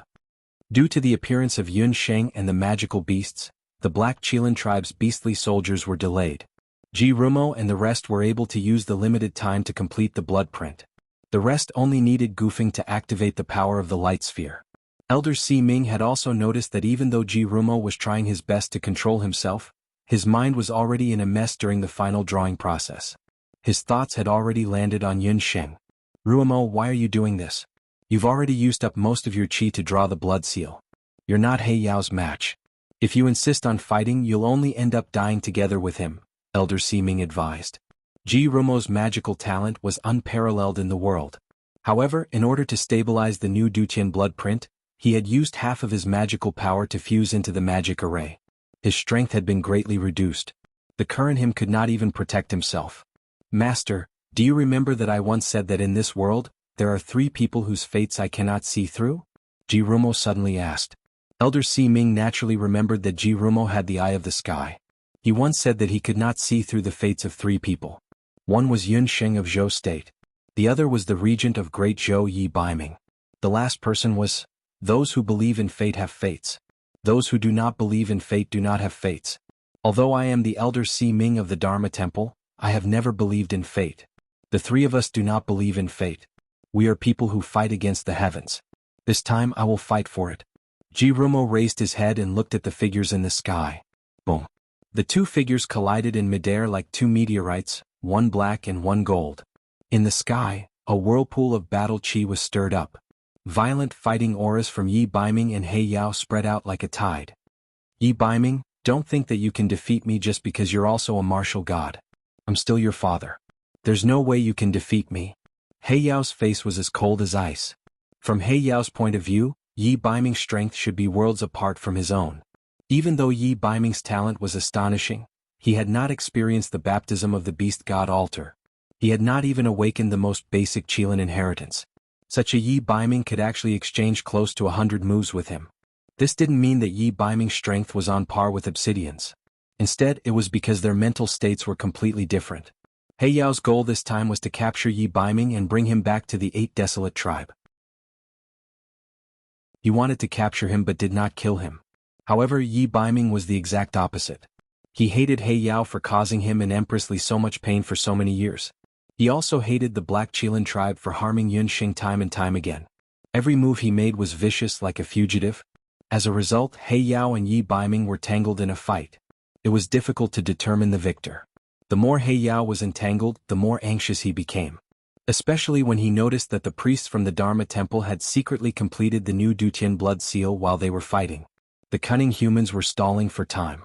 If this dragged on and the new Dutian blood seal was completed, He Yao's invasion would be considered a complete failure.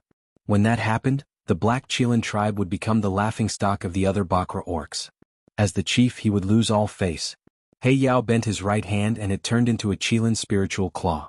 A ball of fierce Do Qi lit up and a black light burst out from his body like the dawn. The sky seemed to darken in an instant. The third inheritance of the Qilin tribe, Heaven-Devouring Abyss. Behind He Yao, a huge shadow swallowed all the light like a hungry beast. He Yao's Qilin inheritance was similar to Xiao Hei's Heaven-Devouring Abyss. However, compared to the Heaven-Devouring Abyss, He Yao's inheritance was more domineering. As the shadow continued to expand, it almost covered the entire Dutian blood seal. The Dutian blood seal seemed to have turned into a bottomless abyss. Everyone was trapped in the abyss and couldn't even see their own fingers. Under the shroud of that black shadow, everyone felt that their magic power and Do Qi were draining away. The third inheritance of the Black Qilin tribe, Heaven-Devouring Abyss, was like a huge beast that didn't know how to quench its hunger. It swallowed all the energy around it. This feeling? The power of He Yao's third inheritance had the terrifying ability to devour all energy. All of a sudden, Yi Baiming felt that all the fighting aura in his body had been sucked away. There was nothing left of his magic power and fighting aura. Was this the true power of the awakened Black Qilin tribe? This kind of energy seemed to be beyond the realm of magicians and warriors.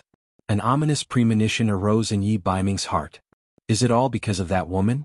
Today, I will kill her with my own hands in front of you. He Yao's gaze was cruel as he waved his hand. Whoosh.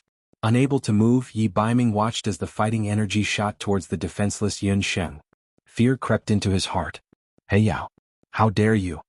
Yi Baiming's voice was filled with anger and fear. Even if He Yao wanted to kill him, Yi Baiming wouldn't even bat an eyelid. The only thing he was afraid of was that He Yao would hurt Yun Sheng. He Yao also knew this. The only thing Yi Baiming cared about was that celestial fox bastard. He wanted to kill that celestial fox bastard in front of Yi Baiming so that he would completely give up on the boundless continent. The Black Qilin fighting energy had already arrived in front of Yun Sheng. Like numerous sharp arrows, Yun Sheng couldn't dodge. At this moment, a person appeared in front of Yun Sheng. Jirumo waved his sleeves. His tall figure was like a towering mountain that blocked the few Do Qi from He Yao. What? He Yao, He Linlin, and everyone from the Black Qilin tribe were shocked. He Yao's abyss erosion was He Yao's third inheritance. Under the effects of the inheritance, no one could use mana or fighting energy. No one was an exception except for that person on the beast god altar. But why did this magician from the temple still have energy left? Who are you? How can you ignore my abyss erosion? He Yao's gaze darkened. You're wrong. I'm only using your power. Jirumo flicked his wrist and several streams of fighting energy shot towards He Yao. Chapter 1083. He Yao couldn't be more familiar with that fighting aura. It was his own fighting aura. However, the fighting aura that Jirumo shot out was different from He Yao's fighting aura. It also contained the power of light. Insignificant skill. I don't believe that you can dodge it this time. He Yao grabbed at the void. With a crack, black heaven-eroding qi rolled out from under Yun Sheng and Jirumo's feet. The two of them seemed to have sunk into mud. Their bodies kept sinking, and they could be swallowed by the Qilin's devouring qi at any time. Jirumo, don't worry about me. Yun Sheng couldn't activate any magic power in her body. She didn't want to be a burden to Jirumo. Yun Sheng knew Jirumo's strength. He should be able to get rid of the devouring qi. Yun Sheng's hand was held. Jirumo's hand was slender and cold like a piece of jade. There was no warmth in it at all. Jirumo's amber-colored eyes flashed with a strange emotion as he stared blankly at her. If there was no Yi Baiming, would you have fallen in love with me? Jirumo took off his mask, revealing a face that could turn the world upside down. There's no if, when it comes to love. Yunxing shook her head. In her previous life, her heart was broken by that scumbag Lu Minglang. She once thought that she couldn't love anyone anymore. However, the heavens gave her a second chance. She came to the boundless land and met Yi Baiming. Her heart was very small. Since she could accept Yi Baiming, she couldn't accept other people's feelings. Jirumo was relieved. He already knew the answer, but he still didn't give up. However, it was fine. Since that was the case, his decision was not wrong. Let go of my hand. Why did you save me? Yunxing was anxious. Why was he so good to her? She had only met this man a few times, but he had silently endured many calamities for her. Yunxing was a person who didn't like to owe people favors, but unintentionally she owed Jirumo a life-saving grace twice. Qilin Yi Baiming and Abandon were watching from the side. They were both men who loved Yunxing deeply. No one knew better than them what the way Jirumo looked at Yunxing meant. Yi Baiming's heart was filled with jealousy, but this time he did not stop her. If not for Jirumo, Obsidian's scheme would have succeeded this time. All of them owed Jirumo their lives. Yunxing only saw that Jirumo's amber eyes seemed to be filled with rosy clouds. His voice, in the face of the violent winds of the Duqian blood beast world, seemed so ethereal. Because you made me have a heart. If I could choose again, I would rather be a mirror. That way I can look at you forever. Jirumo's lips curled into a gentle smile. He whispered into Yunxing's ear. A mirror was the loneliest. Although it could illuminate others, it could never see its own heart. Mirror? Yunxing did not understand. Jirumo lifted his finger. His fingertip injected a warm light into Yunxing's glabella. Yunxing only saw a white light flash before her eyes. The next moment she was enveloped by a ray of light. In that ray of light, Yunxing felt that the magic in her body, which had disappeared, was rapidly recovering. This was? Meanwhile, Jirumo was still locked in a stalemate with He Yao. You really don't know what's good for you. You actually want to use your own strength to block my attack? Obsidian snorted. Then he was stunned.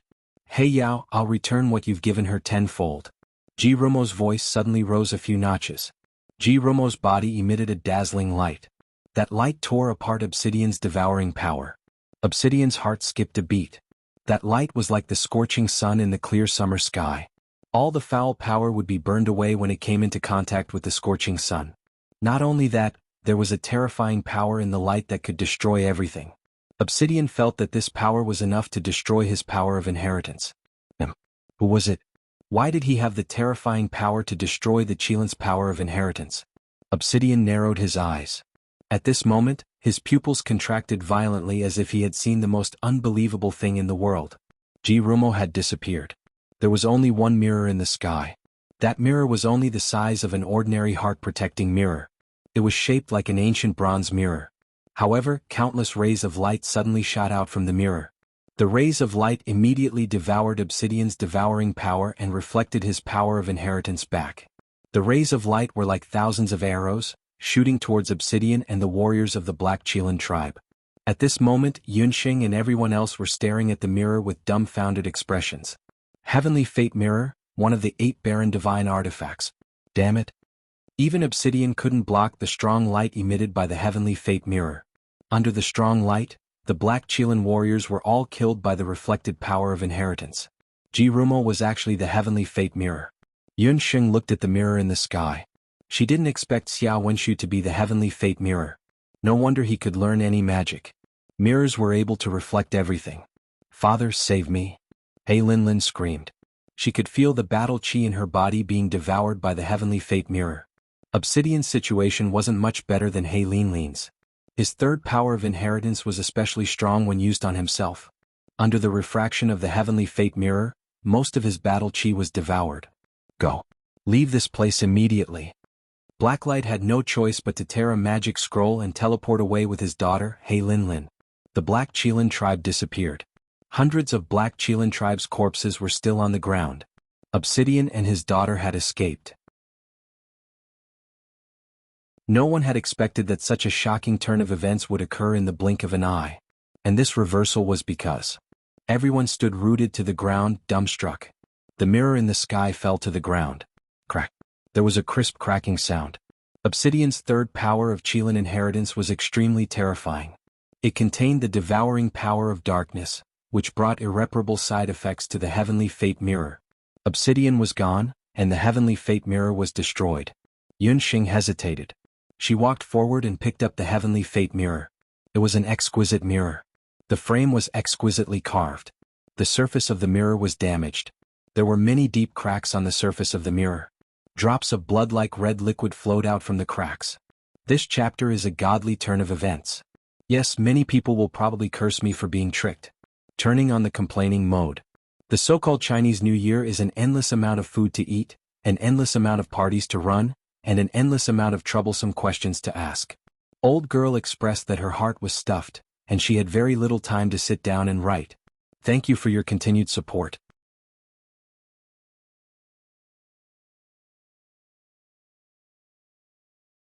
Chapter 1084.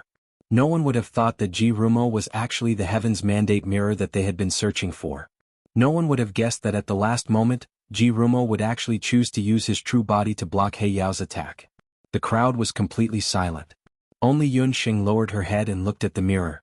The red liquid that gushed out of the mirror was not only tears, but also blood. Yunxing's eyes were a little moist. At this moment, her heart was filled with thousands of thoughts, but for a moment she did not know how to express them. The golden Qilin Yi Baiming also stood in the distance. At this moment he knew that he should not disturb Yunxing. The cracked mirror could no longer reflect a person's appearance clearly, but it could reflect an amber light. That light was very similar to Jirumo's eyes.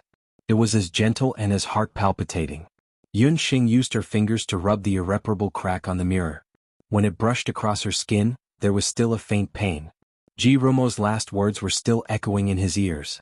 She slowly closed her eyes. In her mind, the ray of light that Jirumo had shot into her glabella flashed past. Inside there was also a piece of Jirumo's memory, a piece of Jirumo's innermost secret that no one knew. Jirumo's memory, like the rising tide of the sea, spread out bit by bit. There were many kinds of love in the world. Some were bold and unrestrained like the scorching sun, and some were reserved like gurgling water. There was also one kind called waiting silently. Whether it was Xiao Wenshu or Jirumo, his love was very reserved. That love was so reserved that Yunxing did not know it until the moment of his death. Jirumo was the Heaven's Mandate mirror, and had always been. The 8 Wastelands' divine weapons were all spiritual objects. After the experts of the 8 Wastelands died and retired, the 8 Wastelands' divine weapons had different fates. Among the 8 great regalia, the Heavenly Mandate mirror wasn't as famous as the other regalia. Its use had always been misunderstood by the outside world. The Heaven's Mandate mirror had always been regarded as a divine artifact used to predict the future. However, the true Heavenly Fate mirror's use wasn't limited to that. The Heavenly Fate mirror could see into a person's heart and soul. It could also predict a person's future. However, its greatest use was that it could reflect everything regardless of whether it was magic or battle techniques.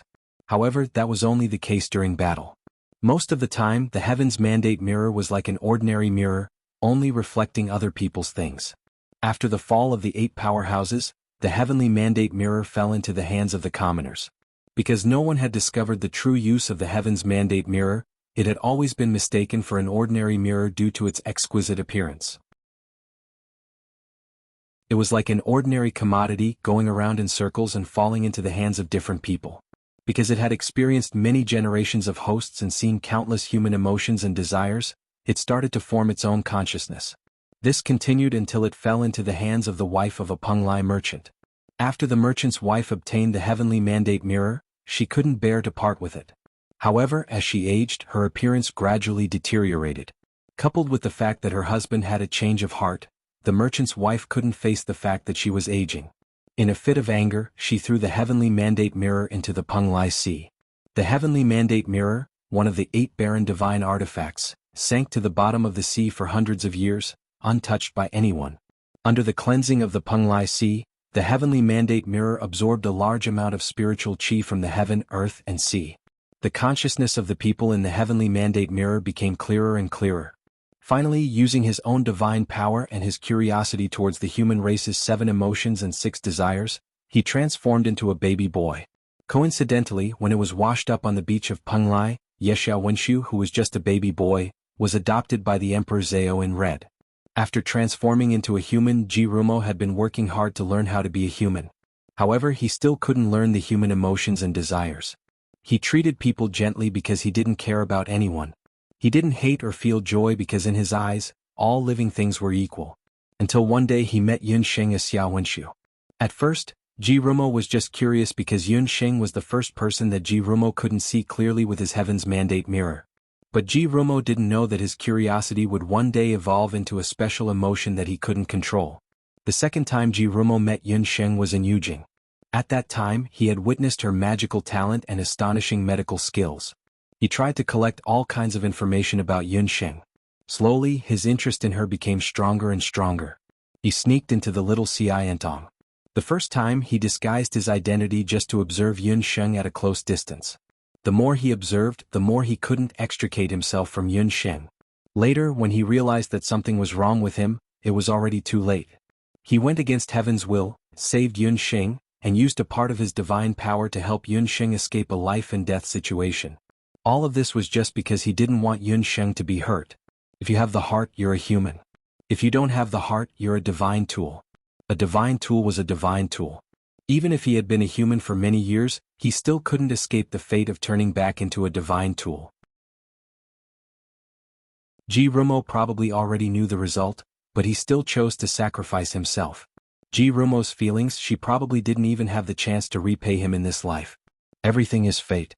Rumo, why are you so foolish? Elder Si Ming had lost his senior brother Jirumo and at the same time, his beloved disciple Jirumo. He was so sad that tears flowed down his old face. Bo, now is not the time to be sad.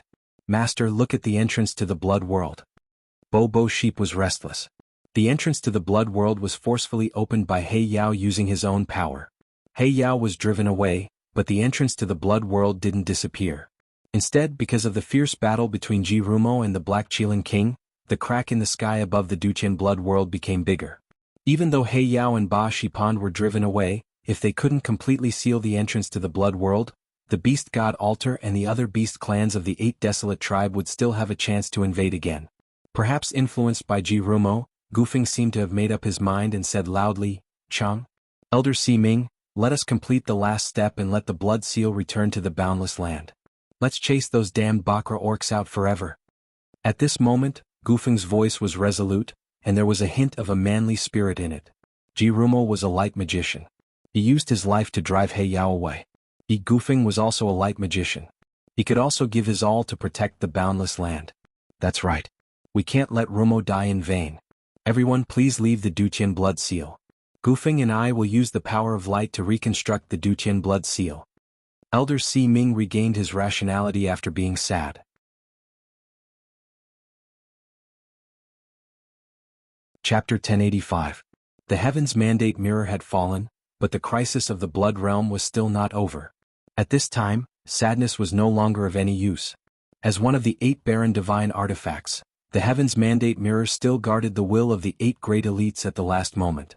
At the last moment, it sacrificed itself to block He Yao's attack. At this time, they couldn't let Jirumo's sacrifice go to waste. They had to complete the last step of the new Duqian blood seal. The basic drawing of the blood seal had been completed. The rest was up to Gufeng to merge the luminous sun ball and the magic formation into one. Yunsheng, tell Ling Er that I will always be here to pray for her. Gufeng's eyes were unusually determined. Gufeng, what's going on? After experiencing Jirumo's sudden death, Yunsheng was still a little sad. However, from Elder Si Ming's and Gufeng's tone, she could still hear something unusual. Could it be that drawing the new Duqian blood seal wasn't as simple as she and Ling Er thought? Don't you know that because of the lack of the 8 barren divine artifacts and the blood of the Bakra orcs, in order to reactivate the new Duqian blood seal, Gufeng must be the eye of the formation and use his light magic to form the new Duqian blood seal. Once the blood seal is formed, Gufeng must be sealed in the Duqian blood seal forever. Elder Si Ming looked at Yunsheng and the others' reactions. It seemed that they didn't know what Gufeng was going to do next. Elder Si Ming was suspicious, but Gufeng lowered his head and didn't say a word. Yunsheng and Qi were both stunned. With Gufeng as the eye of the formation, he was going to be sealed in the new Duqian blood seal forever? Didn't that mean that Gufeng had to stay here? He was like a candle, supporting the Duqian blood seal with his life. Why had Gufeng, this silly boy, never mentioned it before? How could he sacrifice himself? Just when Yun Sheng and Qi were about to dissuade Qi Muguan, a series of hurried footsteps could be heard from behind them. Dong Huang Ling and the Yuan family's siblings who had gone to stop Qi Muguan and the others earlier, had also rushed over. Everyone was shocked by the corpses of the dark Qilin warriors on the ground, but when they heard Elder Si Ming's words, they were even more shocked. No. Dong Huang Linger's face was filled with tears.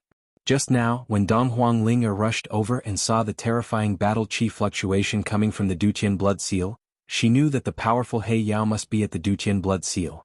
She was afraid that something would happen to Gufeng, so she ran all the way.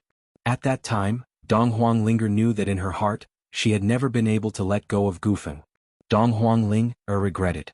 What high hopes of her mother, the heavy responsibility of being the queen of the Eastern Imperial Dynasty. At that moment, none of them were as important as Gufeng's life and death. After all, she was not the Empress of the Eastern Imperial Dynasty. She would rather be a little girl. When she arrived at the Duqian blood seal and saw Gufeng's familiar figure, Dong Huang Ling let out a sigh of relief. But at that moment she heard that Gufeng was going to sacrifice himself and use the light sphere to restart the Duqian blood seal. She only felt that her head was buzzing. She couldn't hear anything, she couldn't see anything. There was only one voice in her heart. No matter what, she must stop Gufeng. She couldn't live without Gufeng. Gufeng, did you forget that you promised to take care of me for the rest of my life, no matter what I become? Dong Huang Ling cried out. Hearing Dong Huang Linger's words, Gufeng's heart ached. When Dong Huang Linger was harmed by the soul snake and almost became an idiot, Gufeng had whispered those words to her countless times. He said that no matter if she became a princess or a commoner in the future, no matter if she grew old or ugly, he would never leave her and treat her the same. At that time, Dong Huang Ling didn't give Gufeng any response. It was just that he didn't expect that she would reply to Gufeng at this moment. She remembered. She actually remembered those words of his. Ling, I'm very sorry. I promised that I would always take care of you. But this time I'm afraid that there's no other way. Seeing Linger's tear-filled face, Gufeng's heart ached. He wanted to go forward, hug Dong Huang Ling and comfort her. However, he didn't even have the courage to go forward. Gufeng resolutely turned around, no longer looking at Linger's sorrowful eyes. Gufeng was never a brave person. He was worried that if he were to go forward, he would be moved by Linger's tears and change his original intention. No. Ling pounced forward and hugged Gufeng from behind, ignoring everyone's gaze. She hugged his waist tightly, unwilling to let go. Compared to death, the pain of separation was more painful. Dong Huang Ling couldn't bear to be separated from Gufeng in the future. Miss Dong Huang, please reconsider. The relationship between you and Gufeng is very touching. However, if you insist on doing things your own way, whether it's the Boundless Continent or the Eastern Capital, the peace of the Boundless Continent for nearly 10,000 years will be destroyed. Countless people will be hurt under the iron hooves of the Bakra orcs, and the continent will never be peaceful again. Elder Si Ming sighed. In order to protect Yun Sheng, in order to protect the Boundless Continent, Ji Rumo was willing to give up the divine power that he had gathered for thousands of years to form his physical body. Gufeng could only give up his personal feelings. Dong Huang Ling was also very clear that what Elder Si Ming said was right. However, her hands seemed to have lost control. No matter what, she refused to let go of Gufeng. She knew that once she let go, she would never have the chance to see Gufeng again. Feeling the girl's soft body and her hot tears wet his clothes, Gufeng bit his lips until he tasted blood. He choked with sobs in his throat.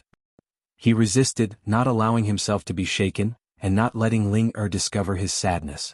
Ling, I am a coward. In this life I will only be brave this time. I can't bear to leave you. However, for the safety of the continent and also for you and the Donghuang dynasty, for Yun Sheng and the others, and for everyone, I have to do this. Gufeng struggled to break free from Linger's hands, leaving her with an empty back. Sob, Donghuang Ling couldn't help but kneel on the ground. Yun Sheng walked up to her and hugged her shoulders tightly. Donghuang Ling cried as she looked at Gufeng and Elder Si Ming. Yun Sheng, he doesn't want me anymore. When her father died, Donghuang Ling didn't cry. When her brother became a fool, Donghuang Ling didn't cry. Even when she cut off her feelings for Gufeng, Donghuang Ling also held back her tears. However, this time she couldn't hold it back anymore. She cried like a helpless child. Ling, it's not that he doesn't want you anymore. He wants to protect you, to protect us. Yun Sheng's eyes were red. She also couldn't bear to part with Gufeng. However, Gufeng's decision was right. She was Gufeng, she would also do the same. Gufeng had always been regarded as the weakest among them. However, this time he was stronger than anyone else.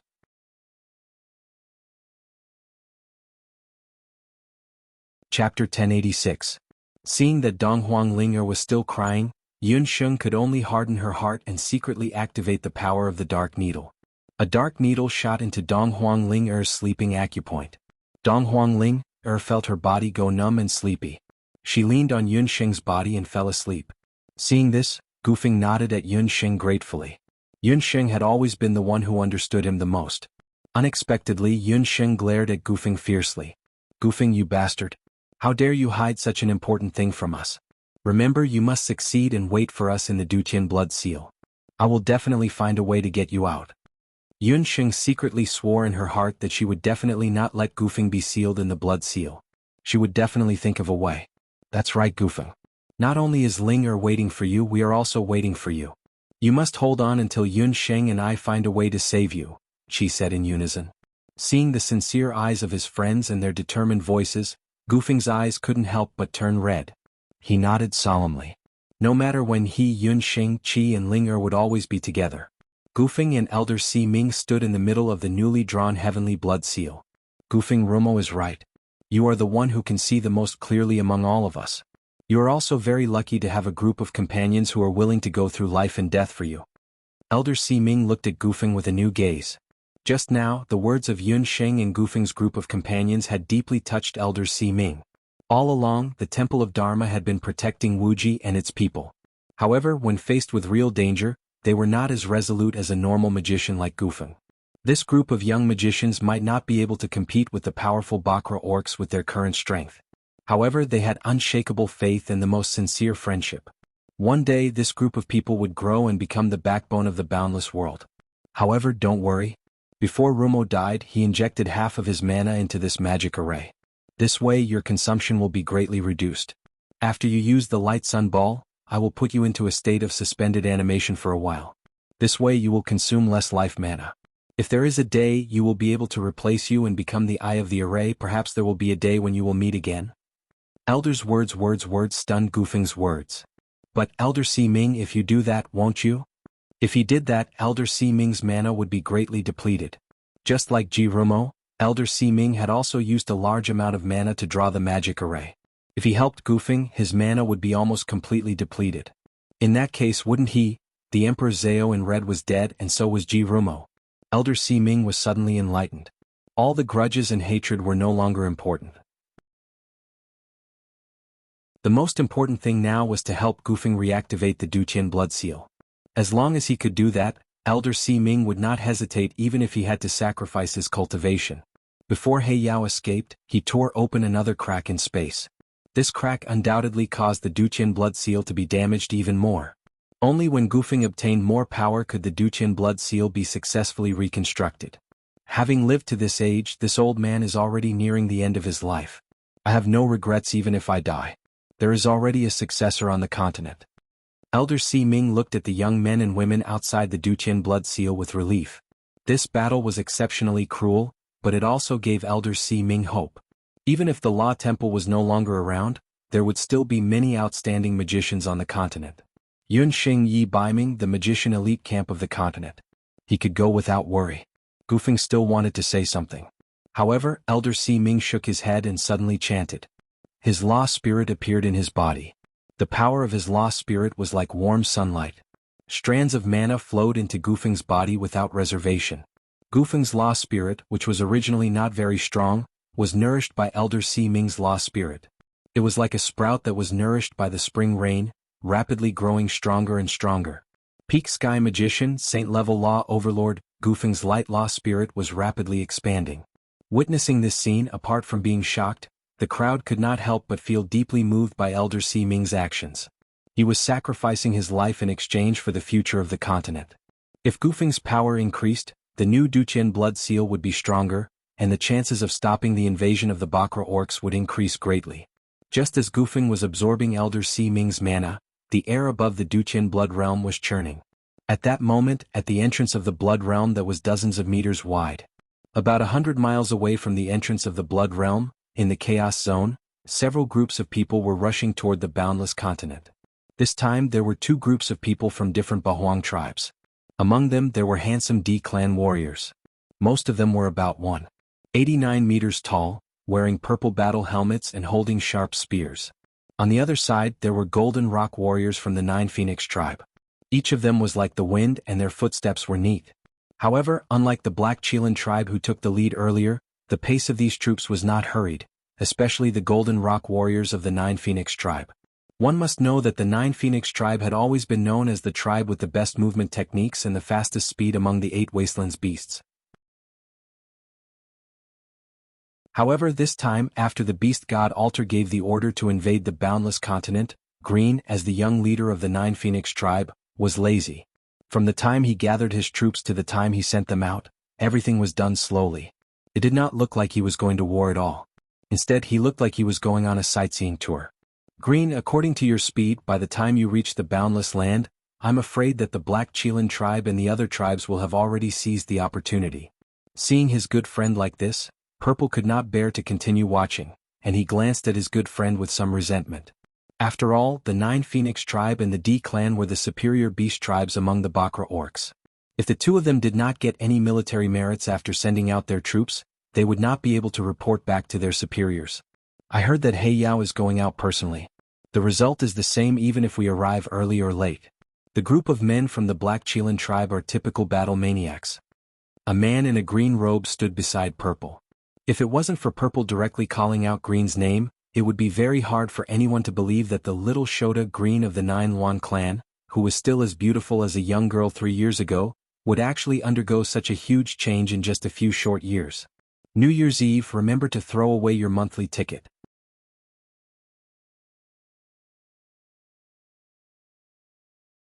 Chapter 1087. Green no longer looked like a 13 or 14-year-old boy. His figure was a little thinner than Z, the strong young patriarch of the D clan. However, both of them were about the same height, about 1.9 meters. Wan was a kind of Bakra orcs with the bloodline of the Phoenix. The men and women of Bakra orcs mostly had outstanding looks, but they also had the powerful strength of the Phoenix. As the young master of the 9 Wan tribe, Green was very beautiful since birth. But compared to the youthful beauty of a few years ago, Green was becoming more and more beautiful after fusing with the 9 Wan King's relic. His eyes were like stars, his lips were like cherry blossoms, his skin was as white as porcelain, and his figure was as elegant as a jade tree. But if anyone thought that Green's strength was as harmless as his appearance, they would be wrong. Because his eyes would inadvertently flash with a trace of sharpness. The effect of the 9 Wan King's relic was gradually revealed on his body. Green, did you really slow down on purpose just to avoid He Yao's attack? Disbelief was written all over Zikuku's face. It was undeniable that the Black Chelan tribe was very strong, but the 9 Wan tribe and the D clan were not soft persimmons. Would Green really be afraid of He Yao and his daughter? Perhaps not. Green pursed his lips, his eyes glimmered like a wrinkled lake in the spring breeze. Unconsciously, a face appeared in his mind. It was a face with various expressions, angry, emotionless, and cold. But no matter what kind of expression fell on that woman, it was exceptionally beautiful. Inching. This time I will meet you again. Green's heart unconsciously became nervous. Z was right, he was not afraid of He Yao, although He Yao was strong, but with the beast god Alter and with the D clan, even He Yao could not do anything to them. But if he met Yun Sheng, what should he do? Once the Duqian blood seal was destroyed, the relationship between the human race and the Bakra orcs would be like fire and water. A war between the two races would break out at any moment. As the young clan leader of the 9 Phoenix tribe, he would definitely take the lead and kill the human race. However, if the person standing in front of him was Yun Sheng, what would he do? Green hesitated. Suddenly, there was a magical fluctuation in front of them. A figure staggered into their line of sight. It's Chi Muguan. Why is he alone? I heard that the Ba Serpent tribe sent out several hundred elites this time, saying that they want to take first place. Her purple eyes were filled with curiosity. Seeing Green and purple, Chi Muguan's face inevitably turned a little ugly. He pretended not to see them and turned around to leave. He had only taken a few steps when a flash appeared in front of his eyes. Purple had already stopped him. Chi Muguan's expression became even more awkward. He had been hoping to be the first to occupy the boundless continent, but he had ended up worse off. Not only had he failed to gain any benefits, but he had also been annihilated. Furthermore, his dermic soul had been damaged. This matter definitely could not be discovered by Purple and Green. Qi Muguan is a member of the 8 Wastelands Beast clans. You're leaving without even saying goodbye. What is the meaning of this? Z didn't have a good impression of the Ba Serpent tribe. However, seeing them acting suspiciously, she couldn't help being a bit suspicious. Purple glanced at Qi Muguan a few times. When her gaze landed on Qi Muguan's eyes, it was as if there were needles on his back. It was as embarrassing as it could be. I found the entrance to the Blood Realm and was about to inform everyone. Coincidentally, I met you guys. Qi Muguan was unlucky, but he did not want others to have it easy either. When he saw that Purple and Green were strong, a vicious plan suddenly appeared in his mind. Qi Muguan thought to himself, I'll send you 2 to your deaths. When the time comes you will end up like me. Let's see if you still dare to laugh at me. Oh, where is the entrance to the Blood Realm? Green raised his eyebrows and asked casually. It's not far ahead. Hurry up and go. If you are late and other beasts get there first, it will be too late for regrets. Qi Muguan was secretly happy that Green and Purple had fallen for his trick. There's no time to lose. Let's go there right away. Zi gave the order, and the D clan's warriors rushed forward without stopping. Wait. Green pressed down on Qi Muguan's shoulder and suddenly exerted force with his 5 fingers. Qi Muguan screamed in pain. His right shoulder had been dislocated. Green, you lunatic, what are you doing? Qi Muguan was in so much pain that his eyes turned white. He almost fainted. Qi Muguan, what kind of person are you? Why are you so kind? Tell me what happened in the Duqian Blood Realm. Green's handsome face came closer. In Qi Muguan's eyes, he only felt that it was incomparably ferocious. I am telling the truth. Qi Muguan would not admit it even if he was beaten to death. Since you are not willing to tell the truth, don't blame me for being merciless. 9 Phoenix Inheritance Soul Search. Green snorted coldly. In between his hands, a 5-colored soul energy was injected into Qi Muguan's body. The 5-colored soul energy was different from normal magic power and Duqi. It seeped into the skin and rushed toward Qi Muguan's Dharma spirit in an instant. The 9 Phoenix clan, D clan, and Black Qilin clan were called superior beast clans. They did not have the tyrannical warrior physique of the Black Qilin clan, nor did they have the D clan's talent in healing. However, the 9 Phoenix clan had a talent that other beast clans could not compare to. That was the ability to cultivate soul energy. Green's first inheritance was Soul Search. It could forcefully search a person's real memory. However, if the control of Soul Search was not controlled properly, it could easily damage the Dharma spirit. If the Dharma spirit was damaged, it would affect the later cultivation. A few years ago, Green did not like to use Soul Search. However, ever since he returned from the Duqian Blood Realm, his temperament had changed. His attacks were also much more vicious. Purple saw this and was very happy. This made Green even more suitable to lead the 9 Phoenix clan and fight against the Black Qilin clan. Purple had long realized that although Green looked sloppy in reality, Green was much more talented than him and He Linlin. It was just that this kid was too lazy and kept a low profile in the early years. Qi Muguan, this kid had hit the nail on the head. In order to deceive Green and Purple, Qi Muguan pretended that he was fine. However, Green felt that his breathing was rapid. Furthermore, the magic waves around his body were much weaker than usual. After searching for a while, Green's face darkened. Qi Muguan, you actually dared to deceive us. Qi Muguan's memory was completely restored. He had been attacked by one of the 8 barren divine weapons, Donghuang Qing, and an unknown divine weapon. Furthermore, not long after Qi Muguan escaped from the Bloody Sky Metropolis world, he felt the power of another 8 barren divine implement. Looking at the situation, it seemed that the 8 barren divine implement had clashed directly with the Black Qilin clan. The power of that divine implement was much stronger than Donghuang Qing's. Not long after that divine weapon appeared, the aura of the Black Qilin warriors in the Blood Realm disappeared. Everyone Happy New Year.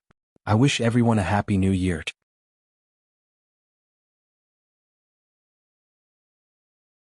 Chapter 1088. What? The aura of the Black Qilin clan disappeared? How is that possible?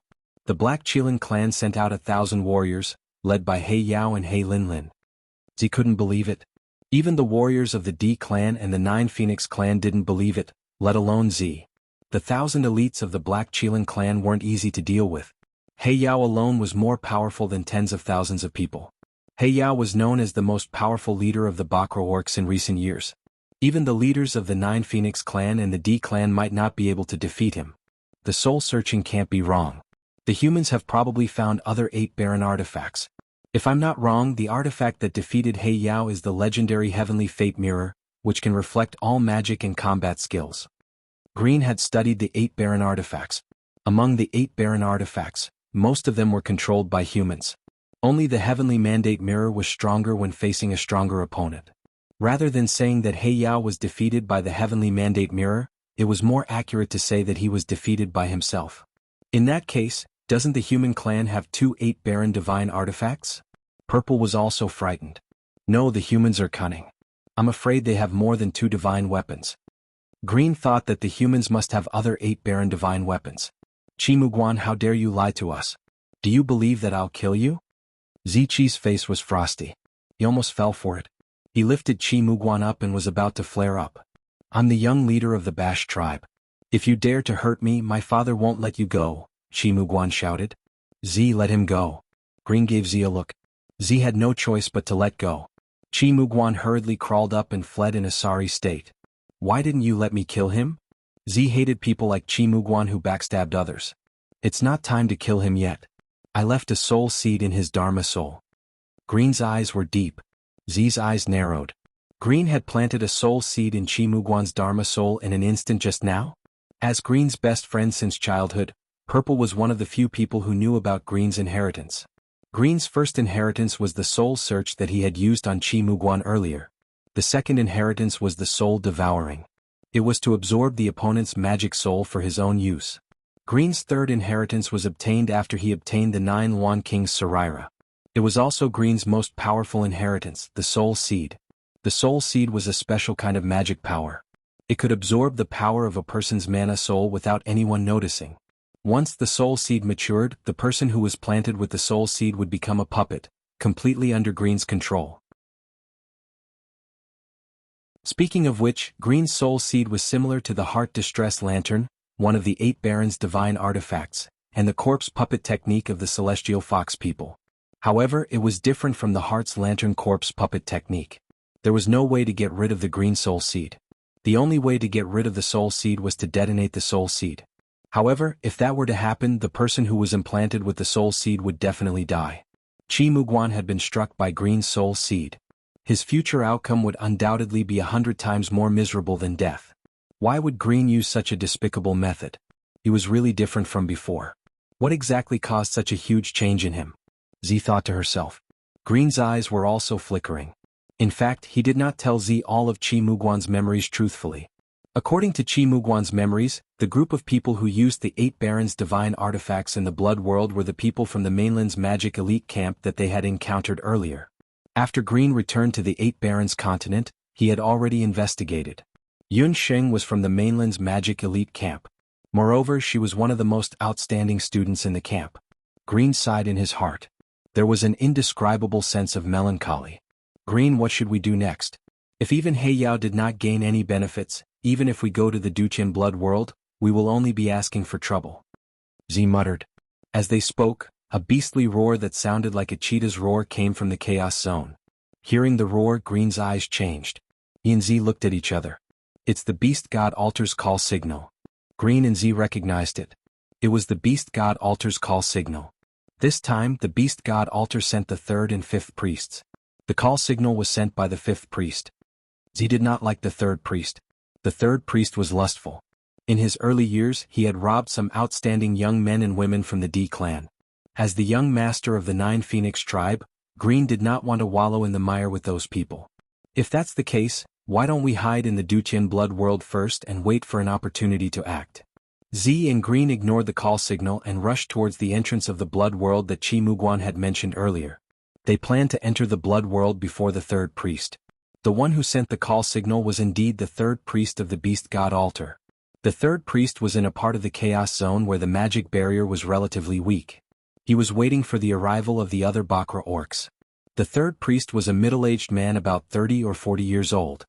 His face was ashen and he looked like he had overindulged. At this time, the 3rd priest's face was gloomy.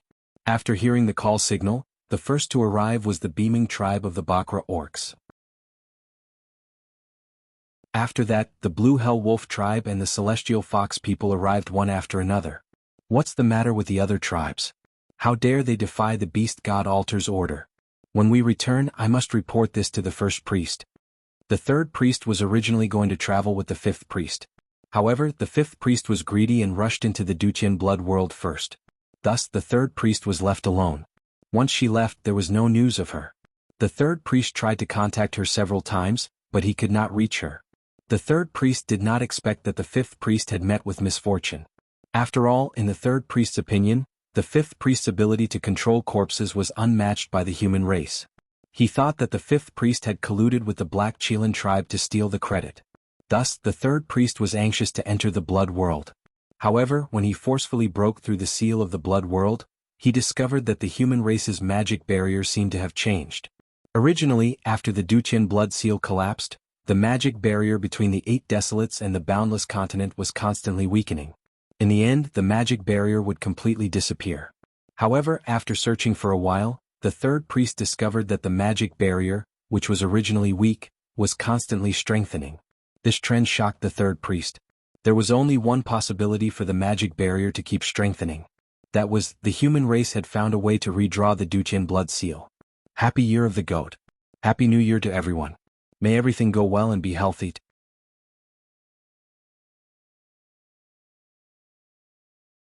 Chapter 1089. The humans are repairing the Duqian blood seal. We have to kill them before they repair it. Otherwise, once the blood seal is reconstructed, it will be difficult to invade again. The other clans have not arrived yet, so let's not wait for them. All of you listen to my orders. Split up. I want to force my way through and stop the humans from reconstructing the heavenly blood seal. What the third shaman meant was that he wanted the other tribes to cooperate with him. Although the other Bakra Orcs warriors were unwilling, they could not disobey the third shaman because he was from the beast god altar. Therefore, the third shaman and the Bakra Orcs led their respective forces and started to attack. At this time, Gufeng had obtained most of Elder Si Ming's Dharma soul power and was on the verge of breaking through to transcendence. However, right at this moment, several powerful energy ripples appeared in the sky above the metropolis blood seal. Not good, there are at least 4 Bakra Orcs forces trying to break into the blood world. Everyone outside the Duqian blood seal looked up at the sky. Everyone stop the beast for now. After 15 minutes, we can reconstruct the Duqian blood seal, Elder Si Ming shouted. As soon as he finished speaking. Bang bang, in the sky many black shadows rushed out.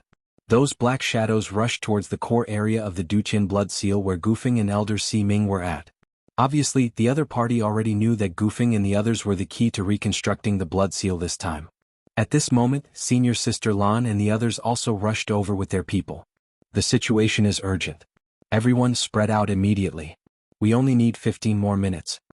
Yun Sheng and the others had finished their discussion in the blink of an eye. Suddenly, they split into 4 different forces and flew toward the forces of the 8 Wasteland Beast clans.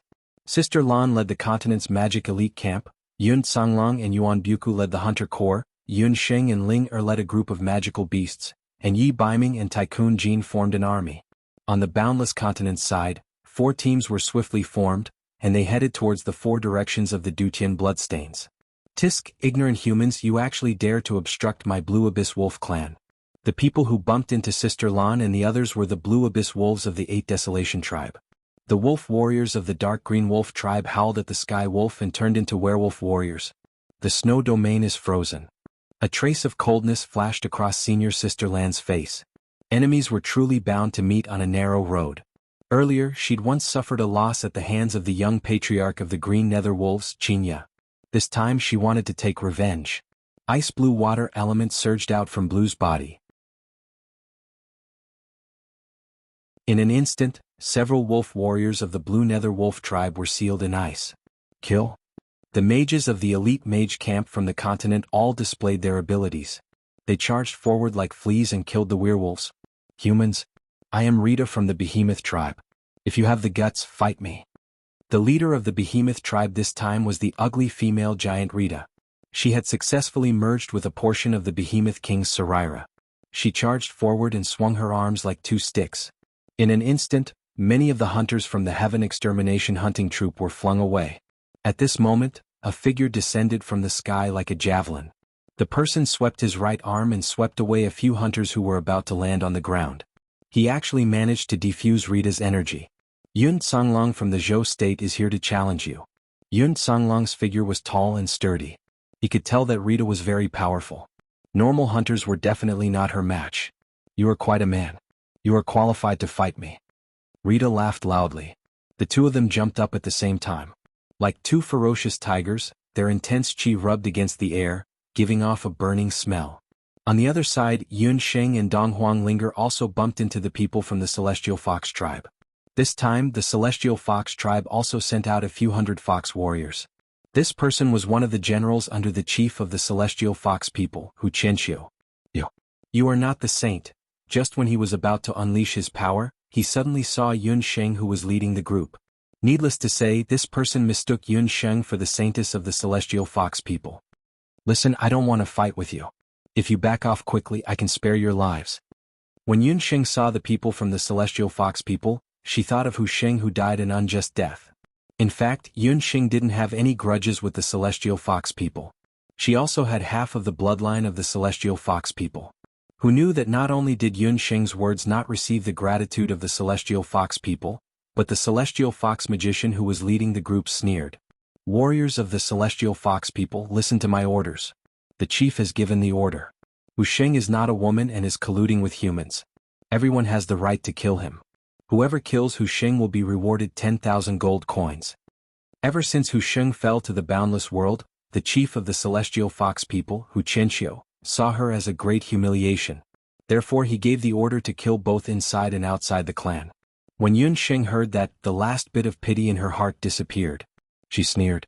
If you want to kill me, you'll have to see if you have the ability to do so. Yun Sheng's heart moved. She didn't even bother to use her magic. Behind her, the ground started to rumble. The expressions of the Celestial Fox warriors, who were previously proud, changed drastically. Countless black ants crawled out from the ground. In the sky, a large number of Night Charm warriors pounced over like dark clouds. 100-legged ant generals, Night Charm Queen, capture their leader alive. As for the rest, kill them all. Yun Sheng raised her eyebrows coldly. In an instant, miserable cries sounded. Those Celestial Fox warriors fell down layer by layer under the attack of the astonishing number of ant soldiers and Night Charm warriors. Very quickly, that Celestial Fox magician who was still arrogant earlier was dragged in front of Yun Sheng. Looking at Yun Sheng's murderous face, that Celestial Fox magician suddenly realized that this female magician who looked almost identical to the Celestial Fox people's saintess Hu Sheng was not their saintess. The Fox clan was cunning. He quickly bent his knees and kowtowed to Yun Sheng.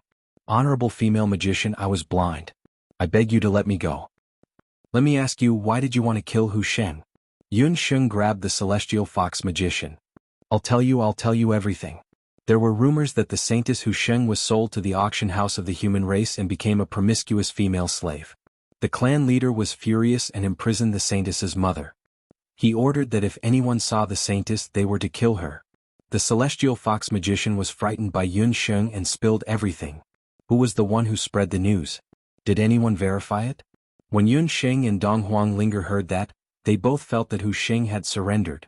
Regardless of whether the news is true or false, the saintess's reputation has been damaged. Even if she were to return to the Celestial Fox tribe, only death awaits her. That Celestial Fox magician who was sandwiched between the two women had a terrified look on his face.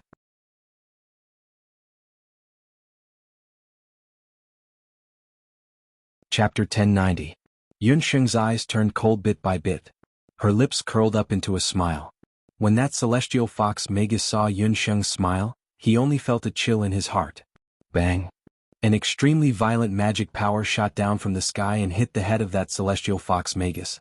The magus didn't even have the chance to scream before he was struck by the dark heavenly thorn and turned into a pile of charcoal.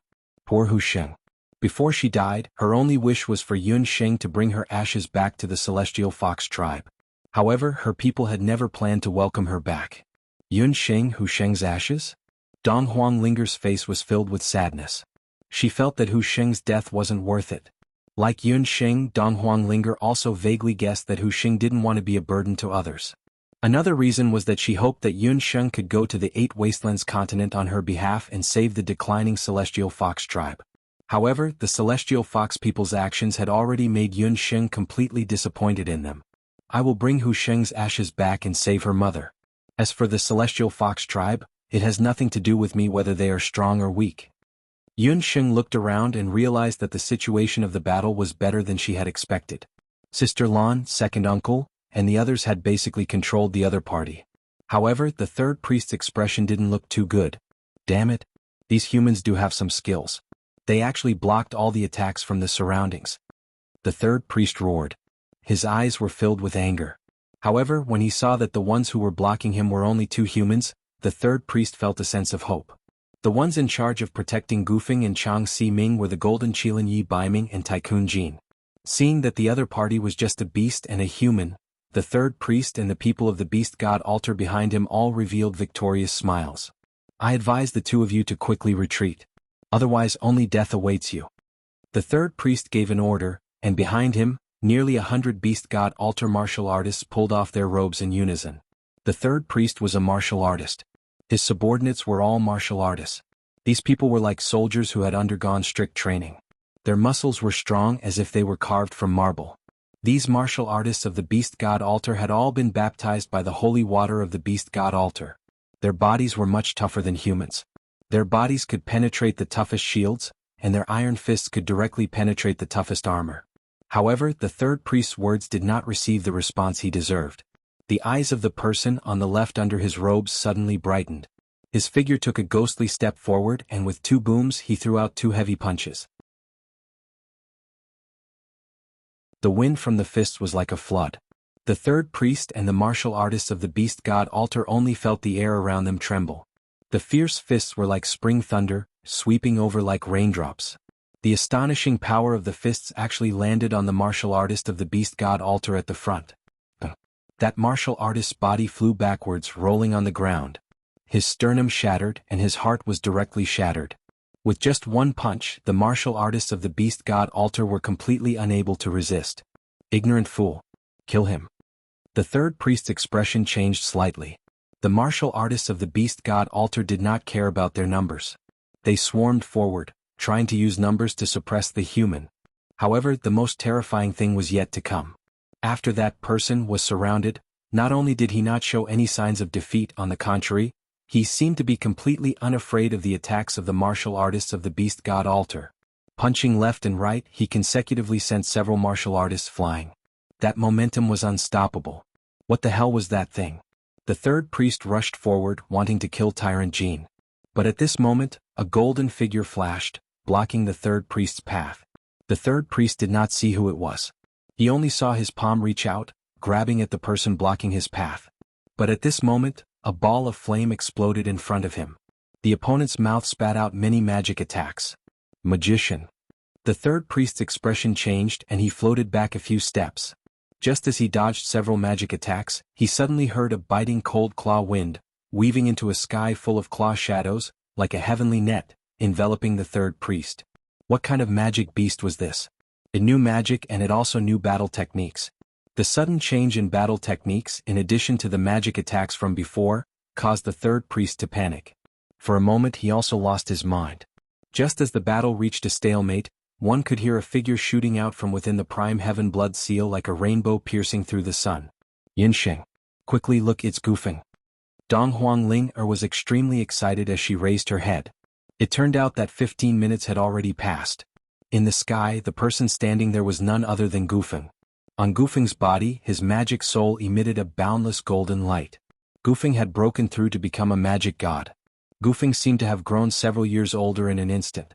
On his originally round face, there was an additional layer of holy light. On his back, a pair of magic wings flapped, and he was already hovering in midair, just like a rising sun. For close to 10,000 years, the Duqian blood realm had been shrouded in evil aura, and had never seen light. At this moment, light magic penetrated through the evil aura, illuminating every corner. Ancient magic incantations flowed out from the mouth of the ancient mountain like flowing water. At this moment, everyone stopped fighting and looked at the sky together. But at this moment Yun Sheng's eyebrows twitched. She suddenly saw 2 figures flying towards the sky. When Green and Purple, who had been watching in the dark, saw Gufeng flying into the sky, they also flew into the sky at the same time. They already knew that Gufeng was the key to this Duqian blood seal. Almost at the same time, Yun Sheng and Dong Huangling also flew into the sky without hesitation. Yun Sheng, it's you.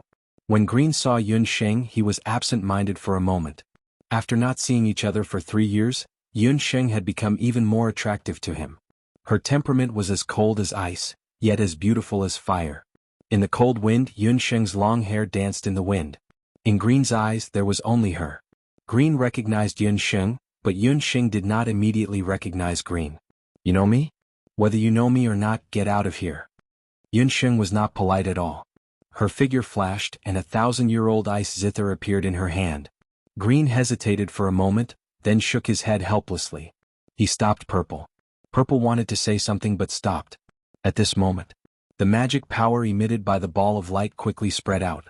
A ball of light as bright as the rising sun rose from Gufeng's body and spread towards the direction of the Duqian blood seal. The range of the ball of light was constantly expanding. It's a success. Yun Sheng and Dong Huangling were nervous and excited. The powerful light magic power emitted by the ball of light made the Bakra orcs feel as if they had seen the light in the darkness. They did not dare to stay any longer and fled like the ebbing tide. Tisk, it's a failure. Let's go. Violet tugged at Green, ignoring the fact that he was still staring at Yun Sheng. She tossed out a magic scroll and disappeared into the horizon.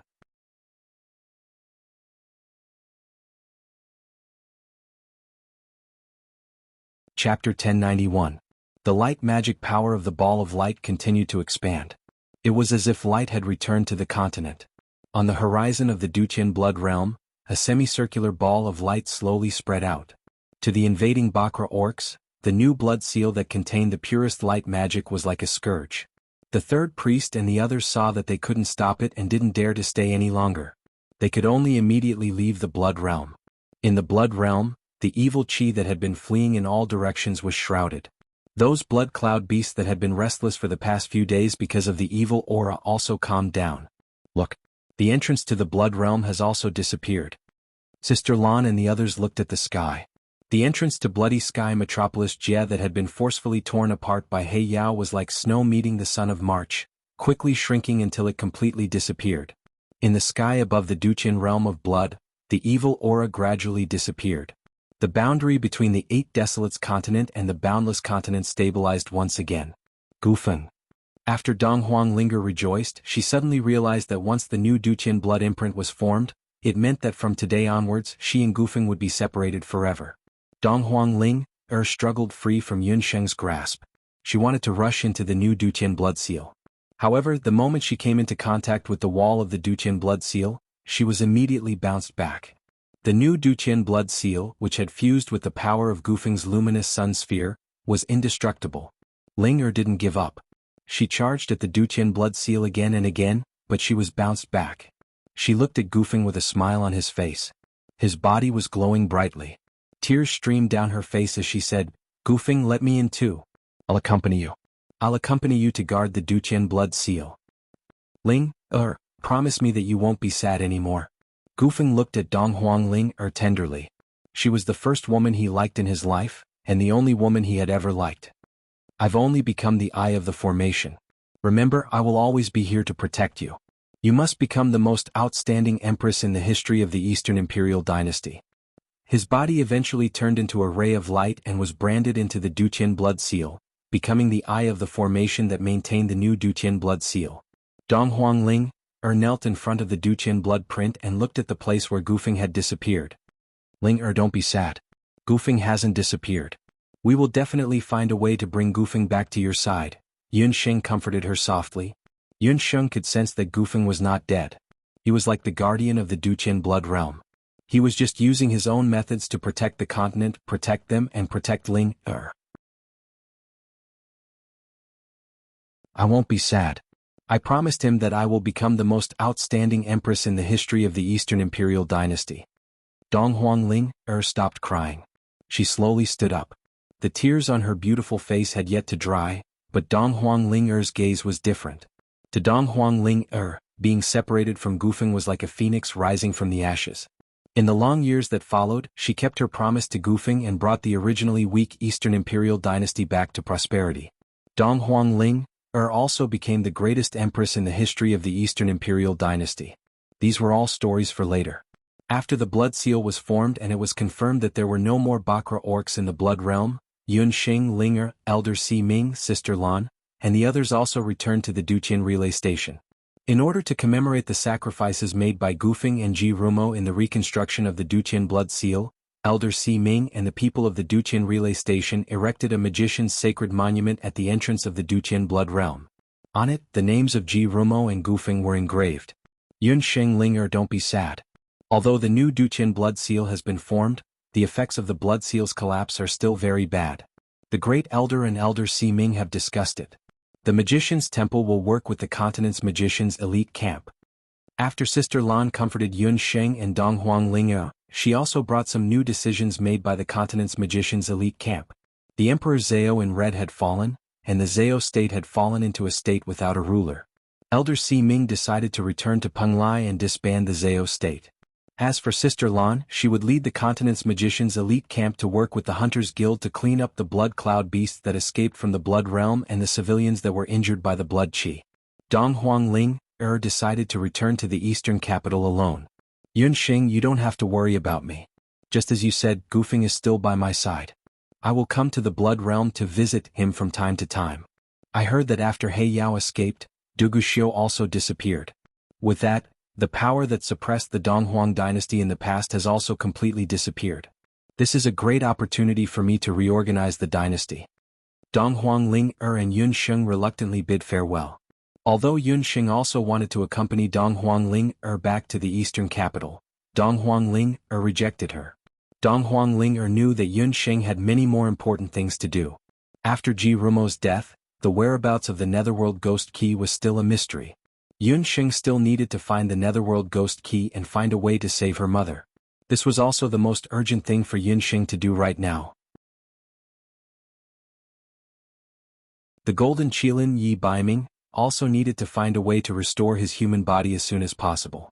Hu Sheng's ashes also needed to be sent back to the Eight Desolates continent as soon as possible. Yun Sheng also had too many responsibilities. Be careful. If there are any problems, immediately contact me through the Hunters Guild. Yun Sheng looked at Linger's haggard face and sighed. She Gufeng Ling and abandoned thought that they would be together forever. She didn't expect that in the blink of an eye, the four of them would be separated from each other. She didn't know when they would meet again. Yun Sheng, before I leave, I have something to tell you. Cherish the people in front of you. Don't be like me, only regretting it when I lose them. Donghuang Ling looked behind Yun Sheng. Not far away, the Golden Qilin Yi Baiming was following behind Yun Sheng. When Donghuang Ling found out that Dollar was Yi Baiming, she was extremely shocked. However, when she saw Yi Baiming giving up the chance to restore his human body and staying behind to look after Yun Sheng, Donghuang Ling was moved by his infatuation. Yi Baiming wasn't Gufeng. Donghuang Ling believed that Yun Sheng and Yi Baiming wouldn't follow in the footsteps of her and Gufeng. She hoped that her good friend would become the happiest woman in the world. With a smile on her face, Donghuang Ling boarded the flying demonic beast that was heading towards the eastern capital. The flying demonic beast disappeared into the horizon. Only when Yun Sheng couldn't see Donghuang Ling anymore, did she turn around. Behind her, Dollar was lying on the ground. His golden eyes were staring at Yun Sheng without blinking. Yun Sheng walked forward. Dollar stood up unhurriedly and wagged his tail at Yun Sheng in a fawning manner. Yun Sheng saw his conflicted look of wanting to go forward, but was afraid that Yun Sheng would explode. Yun Sheng saw this and was both angry and amused. She could not help but laugh out loud. She walked forward and sat on Dollar's back. Night Fox, let's go and find the whereabouts of the Netherworld Ghost Key.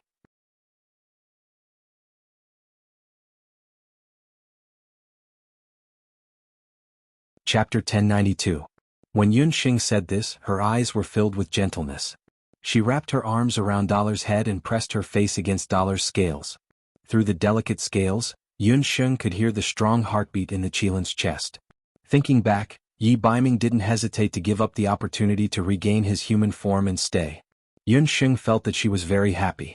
Yun Sheng's sudden kindness made Yi Baiming feel as if he was struck by lightning. The unique fragrance of Yun Sheng's body hit him in the face. Dollar only felt that his bones were going soft. She's not angry anymore? Dollar was flattered. He thought that after his identity was exposed this time, he would be ignored by Yunsheng for a while. Unexpectedly, she wasn't angry. Dollar's bones became lighter and he didn't hear it clearly at all. He only knew that the little wild cat wasn't angry with him. As long as she wasn't angry, he would go wherever the little wild cat wanted him to go. Yunsheng originally planned to punish Yi Baiming, but after experiencing Gufeng and Ling, Yunsheng was also deeply touched. There were indeed many difficulties between her and Yi Baiming, but no difficulties were difficult compared to the difference between Gufeng and Donghuang Ling. Even if Yi Baiming became a demonic beast, at least he was always by her side to protect her. Just this point alone was enough. Therefore, Yunsheng planned to let bygones be bygones for Yi Baiming's earlier concealment. Yunsheng didn't tell Yi Baiming that in her heart, she already had an idea. After dealing with the matter of her mother, Hu Jiusheng, she planned to make a trip to the Ba Huang continent. In addition to sending Hu Sheng's ashes back and saving Hu Sheng's mother, she also wanted to find the Qilin King's Saraira.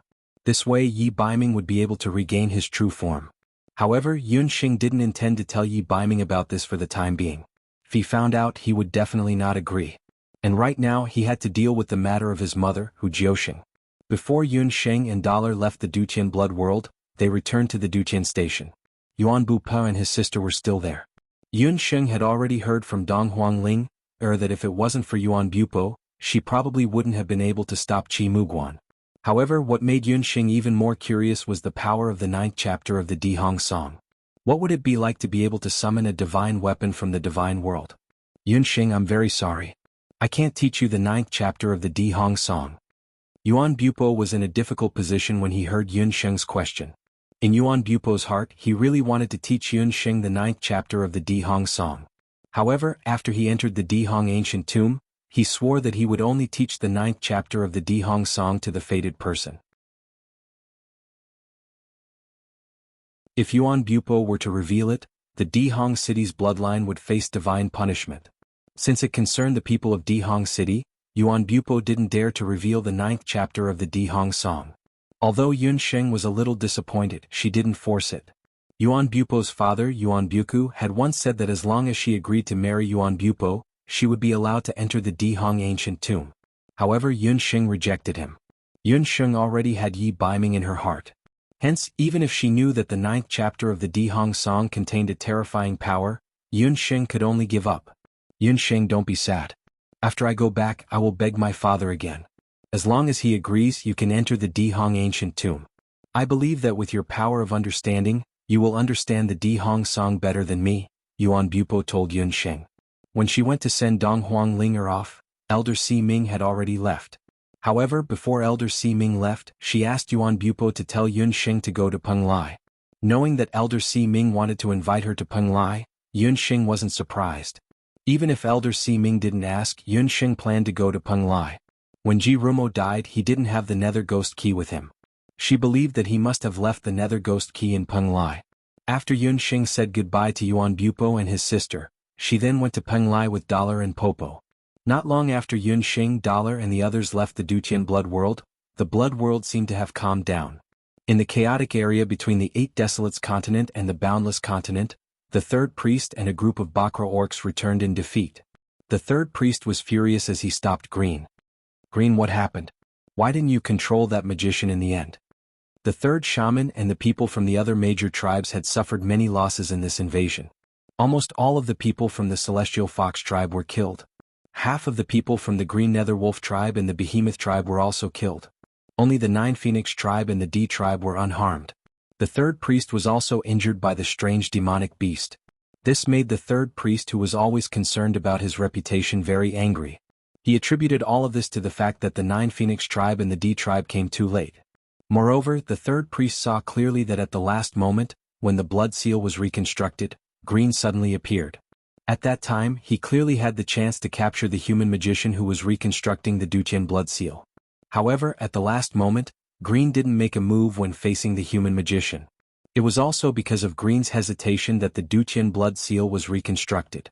Now, it was very difficult to break the Duqian blood seal's boundary and invade it on a large scale. The invasion failed and the 5th priest was confirmed dead. The 3rd priest was inevitably angry. He knew that after returning to the Beast God altar this time, his position in the Beast God altar would plummet. Third priest, what right do you have to interrogate me? Don't forget that the 9 Phoenix tribe isn't a lower beast tribe that you can casually summon. Moreover, the reason why we failed this time was because you and the 5th priest couldn't gather the Chilan tribe and the Bash tribe. Green's face was as cold as ice. Although the beast god altar was the highest existence in the 8 Desolates continent, to the other higher beast tribes, only the first priest of the beast god altar was a real threat. After receiving the 9 Phoenix King Sarira's inheritance, Green didn't put the third priest in his eyes. His current mood was very bad. His reunion with Yun Sheng had just begun and it was already over. No one's feelings were more complicated than Green's. He did have the ability to control goofing at the last moment, but if he really did that, he would definitely fall out with Yun Sheng. But after the Duqian blood seal was reconstructed, Green regretted it even more. In the future he would have fewer chances to see Yun Sheng. With such conflicting emotions, Green was even more disinclined to pay attention to the third priest and the others. Without another word, he led the 9 Luan tribe away with a cold expression on his face. Third priest, farewell. Purple followed closely behind and left with the people of the D clan. Seeing that Green and Purple were ignoring the third priest, the remaining members of the other beast tribes also found excuses and left.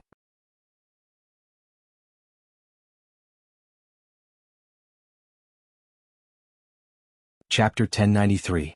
9 Phoenix Tribe. D Tribe. Good, very good. You dare to disobey me again and again. If I can obtain the power of faith of the beast god, you won't dare to go against me. The third priest was furious. However, the third priest could only watch as Green and Purple left. He glared in the direction of the Duqian blood realm. Under the effect of the new Duqian blood seal, the Duqian blood realm's boundary had regained its stability. The blood realm, which was originally blood red, was now shrouded in the power of light that was as warm as the sun. The third priest knew that even if the high priest came personally, he might not be able to break the new boundary of the blood realm. However, the third priest did not give up. Humans, don't think that you have one. Just you wait. When the high priest obtains the power of the beast god, you will all fall into hell. The third priest's face revealed a sinister smile. His figure flashed and disappeared into the boundless chaos zone. The matter of the blood realm had come to an end because of the sacrifice of Gufeng and Jirumo. After parting with the Yuan siblings, Yun Sheng immediately rushed to Penglai. Yun Sheng had 2 purposes for going to Penglai. One was to return the broken heavenly fate mirror to Chang Si Ming. The other was to ask Chang Si Ming about the whereabouts of the Netherworld Ghost Key.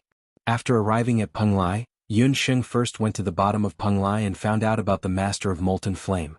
The Master of Molten Flame told Yun Sheng that after the death of the first summoner of the Dharma Temple, the volcano seal had temporarily stabilized. In the next few years, he could ensure that there would not be any problems with the volcano seal. Lord Flame, I will leave Penglai under your protection for now. Jirumo's death is more or less related to me. I owe Penglai. In the future, if you discover any movements from the Bakra orcs, inform me immediately. Although the first summoner had already been eliminated, Yun Sheng still felt that whether it was the 8 Desolates tribe or the beast god altar, they would definitely not give up on invading the boundless world so easily. Yun Sheng gave a few instructions to the Master of Molten Flame before heading to Penglai Island. At the port of Penglai Island, Yun Sheng accidentally met Chang Wei, a Warcraft businessman she met on the way to Penglai. Chang Wei is taking his family with him. He rents a ship and prepares to move away from Penglai. Since Yun Sheng subdued Anemone Abyssalis, the waters of Penglai have become much more stable. It also became more convenient for fishermen and merchant ships to go out to sea. Isn't this Lord Prince Regent? What a coincidence. I was just about to look for you. In order to avoid being noticed, Yun Sheng had already returned to her male disguise before arriving at Penglai. When Chang Wei saw Yun Sheng, he hurriedly walked forward and flattered her. The Emperor Zhao in Red and Jirumo of Penglai of Gojoseon's death had a huge impact on Penglai. The Zhao state had already been disbanded. Many citizens of Penglai had also moved away from Penglai to other places. The originally bustling Penglai suddenly looked a lot more desolate.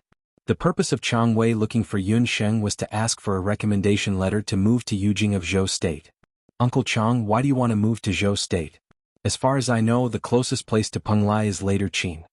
Writing a recommendation letter was a piece of cake for Yun Sheng. However, Yun Sheng did not understand why Chang Wei wanted to move to Zhou State. Prince Regent, you don't know. After the Duqian bloodprint incident, the Dugu Emperor of Later Qin also disappeared. It is rumored that he colluded with the Black Kirin clan of the Bakra orcs. Later Qin is also in turmoil now. As for the other countries, Immortal Residence is the Kingdom of Elves, Prince Tang Yuan is incompetent, and Zhou State is more reliable. Not only me but now most of the rich people in Penglai and some summoners want to go to Zhou State. Chang Wei also told Yun Xing that a recommendation letter from Zhou State had now risen to as much as 10,000 purple coins in the market, and there was no supply. When Yun Xing heard this, she and Dollar looked at each other. The decline of Penglai and later Qin was a great opportunity for Zhou State. It was better to take this opportunity to win over the talents of Penglai and later Qin, which was also a great help for Zhou State. Uncle Chang, don't worry. This is my warrant. You can gather some merchants and summoners from Penglai and go to Zhou State together. Someone will write a recommendation letter for you. Yun Xing took this opportunity to bring a large number of merchants and summoners from Penglai to Zhou State. This also laid a solid foundation for Zhou State to become the strongest country on the boundless continent with the East Imperial dynasty for the next few hundred years. After arranging Chang Wei's matter, Yun Xing also found out that Elder Si Ming's people were in Zhao State. Elder Si Ming also publicly announced that he was the Emperor Zhao in Reds Jr. After the Zhao State was disbanded, Elder Si Ming had already taken some people into the temple to avoid unrest. After the death of the Emperor Zhao in Red, Elder Si Ming lost his beloved disciple. Their deaths were more or less related to Yun Xing, so when Yun Xing met Elder Si Ming she was a little nervous. She was afraid that he would vent his anger on her. When Elder Si Ming saw Yun Xing, his face was very calm. Elder Si Ming had already passed down most of his magic power to Gufeng. He now looked like an old man. He handed over most of the temple's affairs to Ji Rumos Jr. Ru Yi. He would spend the rest of his life in Penglai. I was born in Penglai and I will die in Penglai. This is my destiny. Elder Si Ming's voice was calm.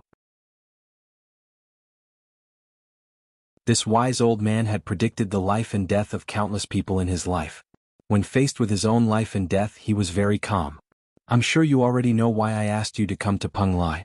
You have been looking for the Netherworld Ghost Key. Elder Si Ming took out a box and handed it to Yun Xing. Yun Xing opened the box. Inside the box was a black ancient key. There was also a letter on the key. The ink on the letter had already dried. This letter was written by Ji Rumo when he left Penglai. Rumo, that foolish child. He probably knew that he would not be able to escape this time. He had already arranged everything. Jing Xn Ling Long, that child has always been a transparent person. Only in terms of emotions he was muddled once. It was also this time that caused him to end up like this. Elder Si Ming's face was filled with regret. Ji Rumo was Elder Si Ming's proudest disciple. He had taught him everything he knew. But he did not expect that Ji Rumo would end up with his mirror destroyed. Elder Si Ming sighed. Even so, he was still unwilling to accept the Heavenly Fate Mirror. Since the Heavenly Fate Mirror has been destroyed, there is no use in keeping it with me. I will give it to you. I believe that Rumo will agree with me. Elder Si Ming waved his hand and asked Yun Xing to leave.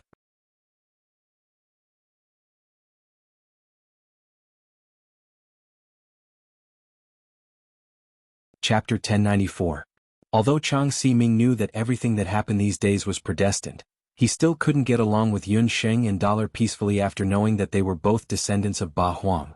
Thank you, Chang Si Ming. Yun Xing also saw through Chang Si Ming's thoughts. After saying goodbye, she left the Zhao State. After leaving the Zhao State, Yun Xing couldn't wait to open Ji Rumo's letter. Beside her, the golden Kylin Yi Baiming glanced at the letter and held back the jealousy in his heart. He proudly tucked his tail between his legs and lay on the side. It was undeniable that Yi Baiming still cared about Ji Rumo a little bit. But unlike Du Guxiu, even though they were both rivals in love, Yi Baiming didn't hate Ji Rumo or Xiao Wenxiu. Ji Rumo was a man that even the same sex couldn't hate. And Yi Baiming also knew that Ji Rumo would always stay in Yun Sheng's heart. Anyway, a crush was a crush. His woman was beautiful and capable. It was normal for someone to have a crush on her. Besides, Ji Rumo was a one-sided man. Mirror. Sun. Or a one-sided man. Sun. Mirror. Sun. Yi Baiming was the regent of the Great Zhou dynasty. Why would he be jealous of a broken mirror? While Yi Baiming was struggling on the side, Yun Xing had already finished reading Ji Rumo's letter. Ji Rumo's letter was left behind when he left Penglai. It was as if he already knew the fate he was about to face. Therefore, in this letter, it was an absolute letter from him. The paper was very ordinary papyrus. On the letter, lines of elegant handwriting flowed like flowing water. Between the lines it was also Jirumo's usual tone. Yun Sheng seemed to see the humble and polite man who always had a smile on his face standing in front of her. He spoke tirelessly. To Yun Sheng. Yun Sheng, when you read this letter, I believe you already know my true identity. I'm the heavenly fate mirror. I'm sorry I haven't been able to tell you the truth. As one of the 8 desolation divine artifacts, my fate was sealed the moment I was created to protect the boundless world. Don't feel guilty about my death. Compared to living without any feelings, I'd rather die in a special way. At least that way I can live in your heart forever. After I die, I only have one request. I hope you can keep me by your side. Perhaps one day you'll be able to repair the heavenly mandate mirror. Perhaps then we'll meet again. Before I die, I'll leave a light soul power in your body. That's a type of soul power left behind in my body. I'm sorry, but I've secretly checked your Dharma soul before. You have 5 Dharma souls, but you're missing a light Dharma soul. If you cultivate this soul power properly, it can purify your Dharma soul and breed a new light Dharma soul. In the soul power, there's still some of my experience on light magic and fusion magic. Perhaps it'll be of help to your magic cultivation. I'll also leave the Netherworld Ghost Key to you. It's the only way to help your mother recover her memories. Your mother, Hu Jiuxing, lost her memories because the Emperor Zhao in red, Ji Feng, used the heart distress lamp to extract a strand of her soul. This strand of her soul has always been kept in the heart distress lamp. If you want her to recover her memories, you have to find the heart distress lamp. From what I know, the heart distress lamp has always been in the hands of the Netherworld Ghost King. The Emperor Zhao in red and the Netherworld Ghost King have some sort of relationship. It's very likely that the two of them made an agreement to extract a strand of your mother's soul. The Netherworld Ghost Key is an item from the Netherworld. Normal people can't use it easily. Otherwise, if it's not used properly, it'll contaminate a person's Dharma soul, causing them to fall into the path of darkness and become a dark magician. The pink demonic beast beside you should have some sort of divine power hidden in its body.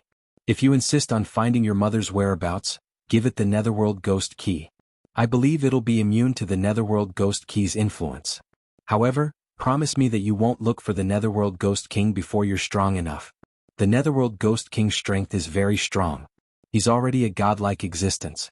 His true strength is even stronger than the 8 desolate artifacts combined. Finally, I hope you and the North Underworld King can grow old together. Rumo, farewell. After reading the letter, Yun Sheng closed it and didn't speak for a long time. Yun Sheng looked at the box again and saw the Netherworld Ghost Key that she had obtained with great difficulty. The Netherworld Ghost Key was ice cold in her hand. It looked very ordinary.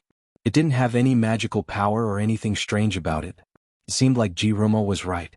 This key could only be used if it was given to baby sheep. She then took out the Broken Heavens Mandate mirror from the beast language ring. The cracks on the mirror blurred the figure in the mirror. In the end, she still owed Jirumo. This man, even at the moment of his death, was still thinking for her. He left behind the Netherworld Ghost Key, which was the most important thing to Yun Sheng, and the method to save her mother, Hu Jiuxing. However, this method was very difficult to implement. After letting out a faint sigh, Yun Sheng didn't forget Jirumo's last words in the letter. Right light soul power. Yun Sheng then remembered that before Jirumo reflected He Yao's third inheritance, he had injected a strand of magical power into her forehead. At that time, Yun Sheng didn't pay too much attention to it. She only knew that the strand of magical power had quickly melted into her body. Yun Sheng touched her forehead and realized that the spot where Jirumo had injected his light soul power was right on top of her karmic firebrand. She hurriedly checked her Dharma soul and discovered that a crack had appeared on her 5 elemental Dharma soul at some point in time. That crack seemed to show signs of expanding. It contained the light soul power that Jirumo had mentioned. The strand of light power that Jirumo had injected into Yun Sheng's mind at the last moment was the last of his light power. It was also the essence of his life's magical power. It even contained a few unique spells that Jirumo had mastered. Soul power. This term was still very unfamiliar to Yun Sheng. However, it wasn't a mystery to Jirumo, who came from the Temple of Sorcerers. Extracting soul power was a special spell of the Temple of Sorcerers. It wasn't something that every sorcerer could do. Only a small number of sorcerers from the Temple of Sorcerers who had broken through to the realm of sorcerers could successfully cultivate a part of their Dharma soul into soul power. This type of soul power was considered the essence of a sorcerer's cultivation. It was very similar to the Beast King's Sarira that the 8 leaders of the Bakra orcs had left behind in the Beast King's Tomb of the 8 Wilderness. Soul power was initially only used for passing down the legacy. It was like every sorcerer from the Temple of Sorcerers would leave their last strand of soul power to the next sorcerer before they died. Those who obtained soul power could not only increase their cultivation, but also obtain some special spells and memories of the previous sorcerer.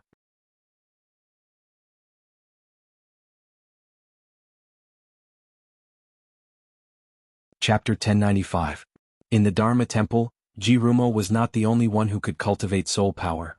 At the same time as a Dharma god, Elder Si-Ming had also cultivated soul power before.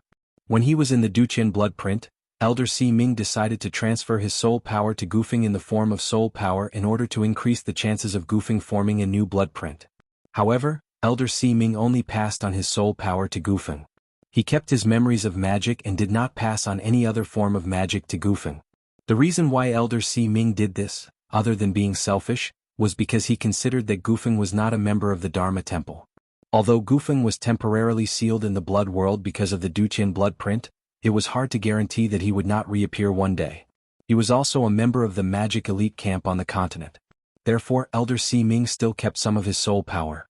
In comparison, Jirumo's soul power inheritance to Yunsheng was much more selfless. In this world, the most selfless feelings, other than the love between parents and children, were one-sided love. Jirumo had been in love with Yunsheng for many years. His feelings for Yunsheng were more like a form of dedication. As for whether soul power could eventually form a Dharma soul, there was still no conclusion on the continent. Jirumo also knew that it was risky to leave the power of light in Yunsheng's Dharma soul.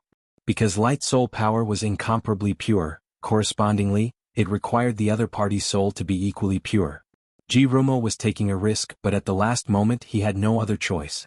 In the soul power inheritance that he gave to Yunsheng, he even left his memories of magic and the purest light Dharma soul power to Yunsheng. This was like leaving a light Dharma soul seed in Yunsheng's body. If Yunsheng could slowly assimilate this trace of light Dharma soul, she could very well become the first person in the boundless continent to possess a six-elemental Dharma soul. However, this was only Jirumo's bold assumption. The cultivation of light magic was one of the most difficult in the entire magic system.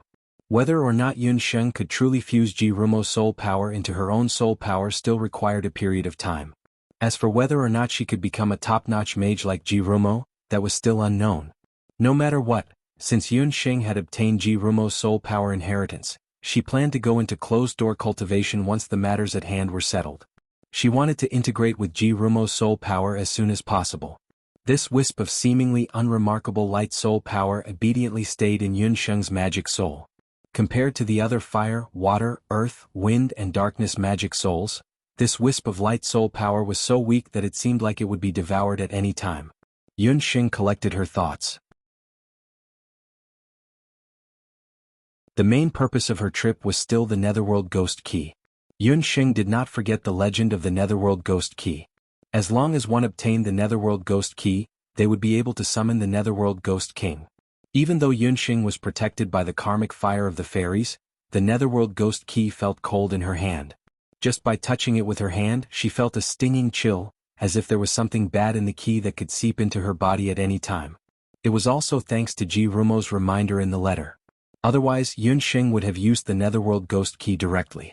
Although she did not know if the Netherworld Ghost Key was like the legend, where the user would fall into the path of darkness and become a dark mage, Yunsheng still decided not to take the risk. Bobo, take a look. Can you use the Netherworld Ghost Key to enter the Netherworld? Yunsheng cautiously summoned Bobo Sheep and handed the Netherworld Ghost Key to Bobo Sheep. When Bobo Sheep saw the Netherworld Ghost Key, it curled its lips and looked uninterested. Bobo. Dearest Master, this Netherworld Ghost Key is the only way to enter the Netherworld. Don't tell me you want to go to the Netherworld. That kind of godforsaken place. Bobo does not want to go. Bobo Sheep spoke as if it was facing a great enemy. Yunsheng had known Bobo Sheep for so long, but this was the first time she was so against going to a place. If it was in the past, Bobo Sheep would definitely say, with this world god here, everything will be fine. It seemed that this so-called Netherworld must be a very dangerous place. If you don't want to go, then pluck all your wool. Yunsheng's face was serious. Bobo, heads can be broken and blood can flow, but wool cannot be plucked. If you want to go, then go. But dearest master, why must you go to the Netherworld? That place is very scary. It is full of bad people. Compared to the people in the netherworld, the Bakra orcs are simply good people. Bobo sheep was poked in its sore spot by Yun Sheng, so it could only droop its wings and helplessly compromise. Is the netherworld really that scary? Even you can't pass through it directly? Yun Sheng's knowledge of the netherworld was very limited. The only person she had come into contact with from the netherworld was the netherworld Ghost King. In her impression, the netherworld Ghost King was handsome, evil, mysterious, and had a strange temperament. She didn't know what kind of situation the netherworld was in with such a person. Bobo, the netherworld's environment is very bad. The people living there are ghosts who have died unjustly. There are also some humans and magical beasts who have been exiled for committing all kinds of evil. Bobo sheep had actually never been to the netherworld. It told Yun Sheng that between world gods, it was just like between beast kings and beast kings, or between countries on the boundless continent. They all had a strong sense of territory. Generally speaking, world gods of the mortal world would not go to the netherworld. If a world god of a world rashly entered another world, it would be like invading another country's territory. If it was light, it would lead to a fight. If it was heavy, it would lead to a world war. Oh, so Bobo, you are not willing to go to the netherworld because you are afraid of the world gods of the netherworld? Or is it that the world gods of the netherworld are so powerful that even you can't deal with them? Yun Sheng knew Bobo's temper. To deal with Bobo, provocation was the only way. Bobo, who would be afraid of that super perverted, ugly and shameless world god of the netherworld? Bobo, I can crush him to death with a single hair. When Bobo sheep mentioned the world gods of the netherworld, the hair on its body stood up as if it had been electrocuted. Its eyes, which were as big as black beans, squeaked, and almost shot out angry sparks. Even though Bobo sheep had a confident look, Yun Sheng knew from its eyes that this fellow was lying. Shouldn't the world gods of the netherworld be your senior? Yun Sheng decided not to expose Bobo's lie. It was better to get some information about the world gods of the netherworld from Bobo sheep's mouth first. After all, if they really went to the netherworld, it would be someone else's territory. It was better to be careful. But Yun Sheng was also very puzzled. In her opinion, since they were both world gods, then Bobo sheep and the world gods of the netherworld should also be companions. Or at least, the relationship between them should be senior and junior. Why was it that when Bobo sheep heard about the world gods of the netherworld, it had a disgusted look as if the other party had dug up its ancestral grave?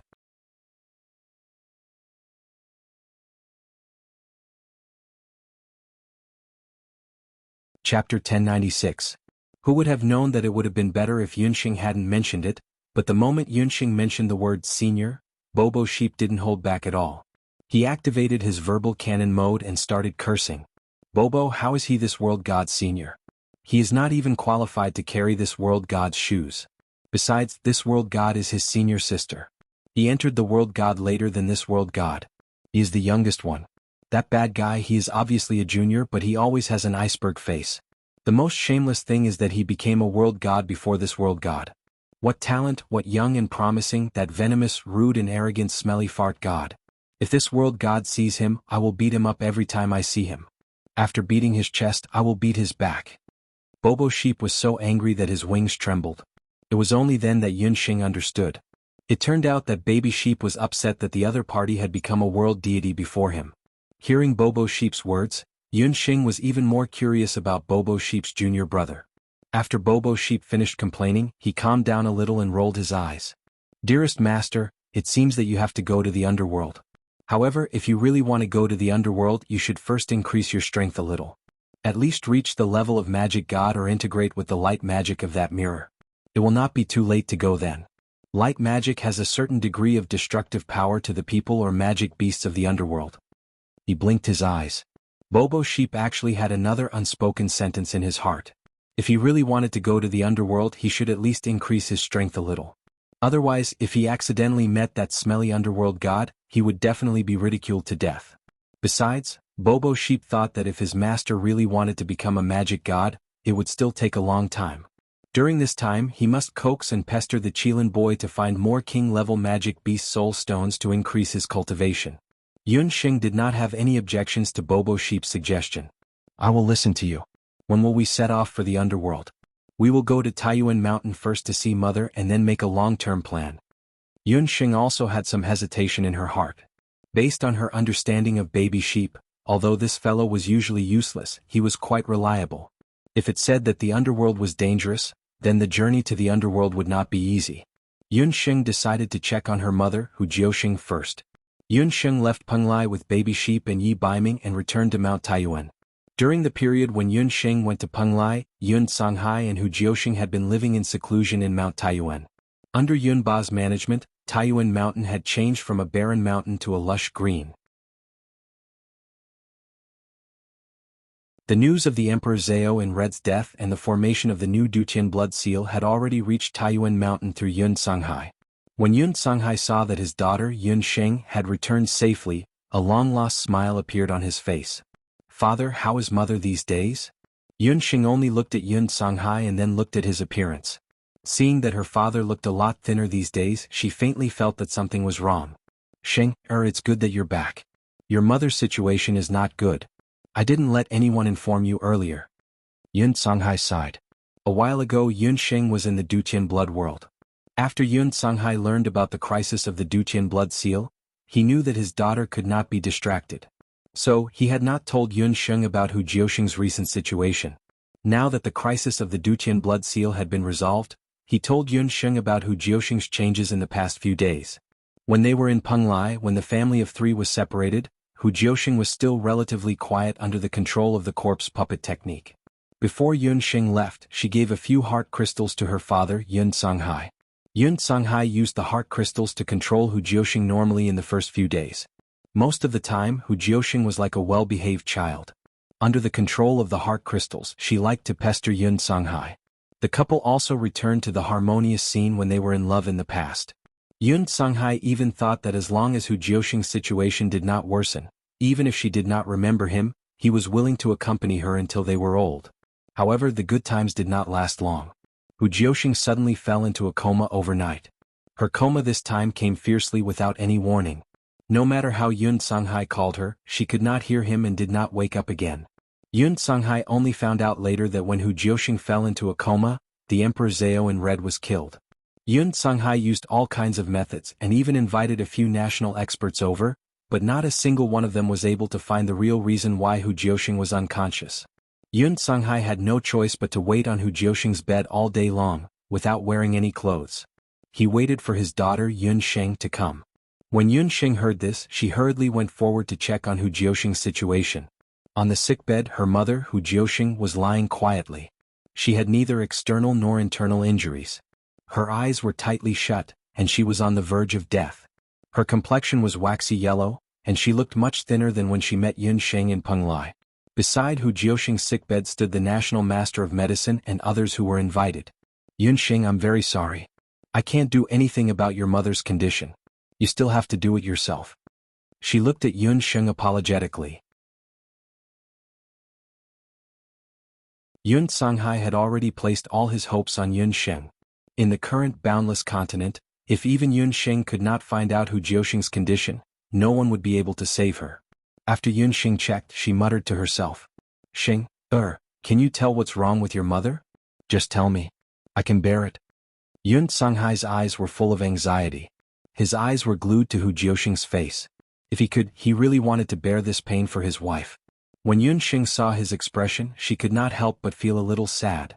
From the moment Yun Sheng was born, she had already regarded Yun Songhai as her father, and Hu Jiuxing as her mother. Only Yun Sheng knew how deep Yun Songhai's love for Hu Jiuxing was in this half of his life. The couple's relationship had been bumpy. Over the years, they had been separated several times and had never been able to live a good life together. She had thought that the couple would be able to reunite after the Emperor Zhao in Red died. She did not expect that Hu Jiuxing would become like this again. Yun Sheng had already made up her mind. No matter what, she had to save her mother and let her father and mother be together. After Yun Sheng checked, the general result was the same as that of Yao Daiguoshu and the others. Hu Jiuxing did not have any illness. It seemed that using ordinary medical methods would not be able to directly identify the cause of Hu Jiuxing's coma. Yun Sheng did not give up. Her eyes changed and turned golden. She placed her hand on Hu Jiuxing's hand. Between her fingers, a dark needle force was forced into Hu Jiuxing's body. The dark needle quickly moved around in Hu Jiuxing's body.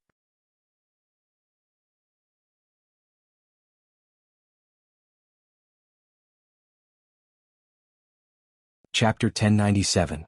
When Yun Sheng was making her diagnosis, Yun Songhai did not even dare to blink his eyes. He knew that if even his daughter could not figure out the cause of Hu Jiuxing's coma, no one on this continent would be able to save his wife. How could Yun Sheng not know that? She could only hope that she could use the Shin Nong's eye and the power of the dark needle to check on Hu Jiuxing's condition. The medical system of the boundless world was different from modern medicine. Yun Sheng and medicine master Guosho only checked on the pulse and symptoms. With the Shin Nong's eye and the power of the dark needle, Yun Sheng had another method compared to the doctors of the boundless world. The dark needle started moving around Hu Jiuxing's body. Yun Sheng could see the condition of Hu Jiuxing's body slowly. There were no abnormalities in her blood vessels, organs, nerves and brain. Just as Yun Sheng was about to withdraw the power of the dark needle suddenly entered a special domain. This was a magical wave. This magical wave came from Hu Jiuxing's Dharma soul. Yun Sheng was secretly shocked. She suddenly realized that the power of her dark needle could actually directly come into contact with the Dharma soul of a magician. This unintentional discovery made Yun Sheng very surprised. Before this, she never knew that the power of her dark needle could be used to check the condition of a Dharma soul. Yun Sheng thought for a while. The only explanation was that the soul power of Ji Rumo's light Dharma soul had entered her body and caused her soul healing needle to mutate. Unexpectedly, Yun Sheng's dark needle had the special ability to search for Dharma souls. Ji Rumo himself was an outstanding light magician. His light Dharma healing was second to none in the entire continent. After realizing that she might have come into contact with her mother Hu Jiuxing's Dharma soul, Yun Sheng became cautious. Yun Sheng collected her thoughts and focused on directing the power of the dark needle to slowly enter Hu Jiuxing's Dharma soul. Hu Jiuxing's Dharma soul emitted a ray of light. Unlike Yun Sheng's multi-elemental Dharma soul, Hu Jiuxing's Dharma soul only had two colors. One was gray and the other was black. These two colors represented the space-time attribute and the darkness attribute of magic respectively. So, Mother is also a dual-elemental magician. No wonder she was able to use such a powerful space-time restriction spell. Looking at the size of his mother's law soul, her strength should be somewhere between a saint-level law emperor and law god. I wonder what realm Mother has reached as a summoner, Yun Sheng thought to herself. But then she suddenly realized that Hu Jiuxing's Dharma soul was a little strange. Generally speaking, a magician's Dharma soul was in a very stable state when they were not using magic. As the magician's Dharma soul increased, the Dharma soul would gradually weaken. But Hu Jiuxing's Dharma soul was like an oil lamp in the wind, very unstable. Moreover, the magic power emitted from her Dharma soul was constantly weakening. Why would a Dharma soul weaken and shrink for no reason? Yun Sheng once again forced a portion of the power of the dark needle into Hu Jiuxing's Dharma soul. Once the dark needle entered the Dharma soul, Yun Sheng suddenly felt a strong suction force rushing towards her, as if it was going to swallow her dark needle in an instant. That was her mother's magic power. The Dharma soul was the core of a magician's energy. It was even more important than a human's heart. Although Hu Jiuxing was currently unconscious, she could sense that an external force was invading her. Her Dharma soul subconsciously tried to push out the power of Yun Sheng's dark needle. In terms of cultivation, Yun Sheng's current cultivation was still a distance away from Hu Jiuxing's. Hu Jiuxing was already a peak near Saint Dharma Emperor, only a fine line away from the Dharma soul. As for Yun Sheng, after absorbing Ji Rumo's Dharma soul, she was only a mid-level Saint Dharma overlord. In a head-on clash, her Dharma soul was still no match for Hu Jiuxing. But at this point, Yun Sheng was unwilling to back down so easily. She was very clear that something must have happened in Hu Jiuxing's Dharma soul for it to keep shrinking. In this situation, she could only stalemate and not clash head-on. Otherwise, it was very likely that she would harm Hu Jiuxing's Dharma soul and worsen her condition. Yun Sheng hesitated, thinking of a method to make Hu Jiuxing's Dharma soul give up resisting. Just as Yun Sheng was hesitating, the soul power that Ji Rumo had left in her Dharma soul flickered. The gentle light magic power caused Hu Jiuxing's Dharma soul to fluctuate, and the resistance from before slowly disappeared. Yun Sheng's dark needle took this opportunity to enter Hu Jiuxing's Dharma soul. Yun Sheng searched and quickly found a trace of a restriction in Hu Jiuxing's Dharma soul. There was still a portion of the Emperor Zhao in Red Ji Rumo's Dharma soul remaining on the restriction. It was very obvious that before Ji Rumo died, he had left a restriction in Hu Jiuxing's Dharma soul. This restriction, combined with the heart crystal, had been controlling Hu Jiuxing all along. But now that the Emperor Zhao in Red had died, the restriction had lost its effect. That's right, this was the reason why her mother was unconscious. Yunxing suddenly opened her eyes, and she quickly retracted the power of the dark needle. The surroundings were dead silent. Yunxing then realized that the sky outside had completely darkened. She had actually spent an entire afternoon checking. Using the dark needle and Shinong pupil to check at the same time consumed a lot of energy. Yunxing concentrated and meditated for a moment before she recovered some energy. Beside her, only Yun Songhai was still guarding. The others had already been persuaded by Yun Songhai to leave. "Xing'er, how is it? Are there any results?" Just now Yun Songhai was watching from the side. When he saw that his daughter's complexion had gradually returned to normal, he knew that his daughter must have found out about Hu Jiuxing's illness. His eyes were filled with anticipation. "Father, don't worry. I roughly know why Mother has become like this. The reason why Mother is unconscious is because her Dharma soul is constantly shrinking." Yunxing was certain that the reason why Hu Jiuxing was unconscious was related to her Dharma soul. Shrinking Dharma soul? What illness is Xing'er suffering from? Why have we never heard of such an illness on the mainland? Yun Songhai was puzzled. Not only Yun Songhai, but even Yunxing herself, if she had not seen Hu Jiuxing's Dharma soul with her own eyes, she would not have believed that a Dharma soul could actually shrink. To a sorcerer, shrinking Dharma soul was a very serious matter. If it was light, it could cause a sorcerer to lose all of their cultivation. If it was serious, it could cause death. The reason for shrinking Dharma soul should be because Hu Jiuxing had been missing a strand of her Dharma soul for many years. Or perhaps, the Emperor Zhao in red had placed some restrictions on Hu Jiuxing's body. With the Emperor Zhao in red's death, that restriction was very likely to lose its effect. As a result, Hu Jiuxing's Dharma soul was affected. That damned the Emperor Zhao in red. Even after he died, he still implicated Mother. Yunxing gritted her teeth. "Since you have found the cause, is there a way to stop the Dharma soul from shrinking?" Yun Songhai seemed to have seen the light again. He looked at Yunxing with a hopeful expression.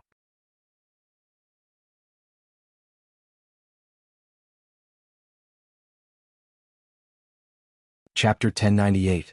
Yunxing smiled bitterly. This was the first time she had encountered something like a Dharma soul shrinking. She also did not know how to stop Hu Jiuxing's Dharma soul from shrinking.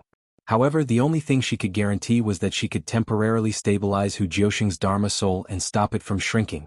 When she withdrew the power of the dark needle, Yunxing also left a portion of the Jade Marrow Technique's power in Hu Jiuxing's Dharma soul. The Jade Marrow Technique was a cultivation technique passed down in the Yen family. It had the effect of prolonging one's lifespan and calming effect.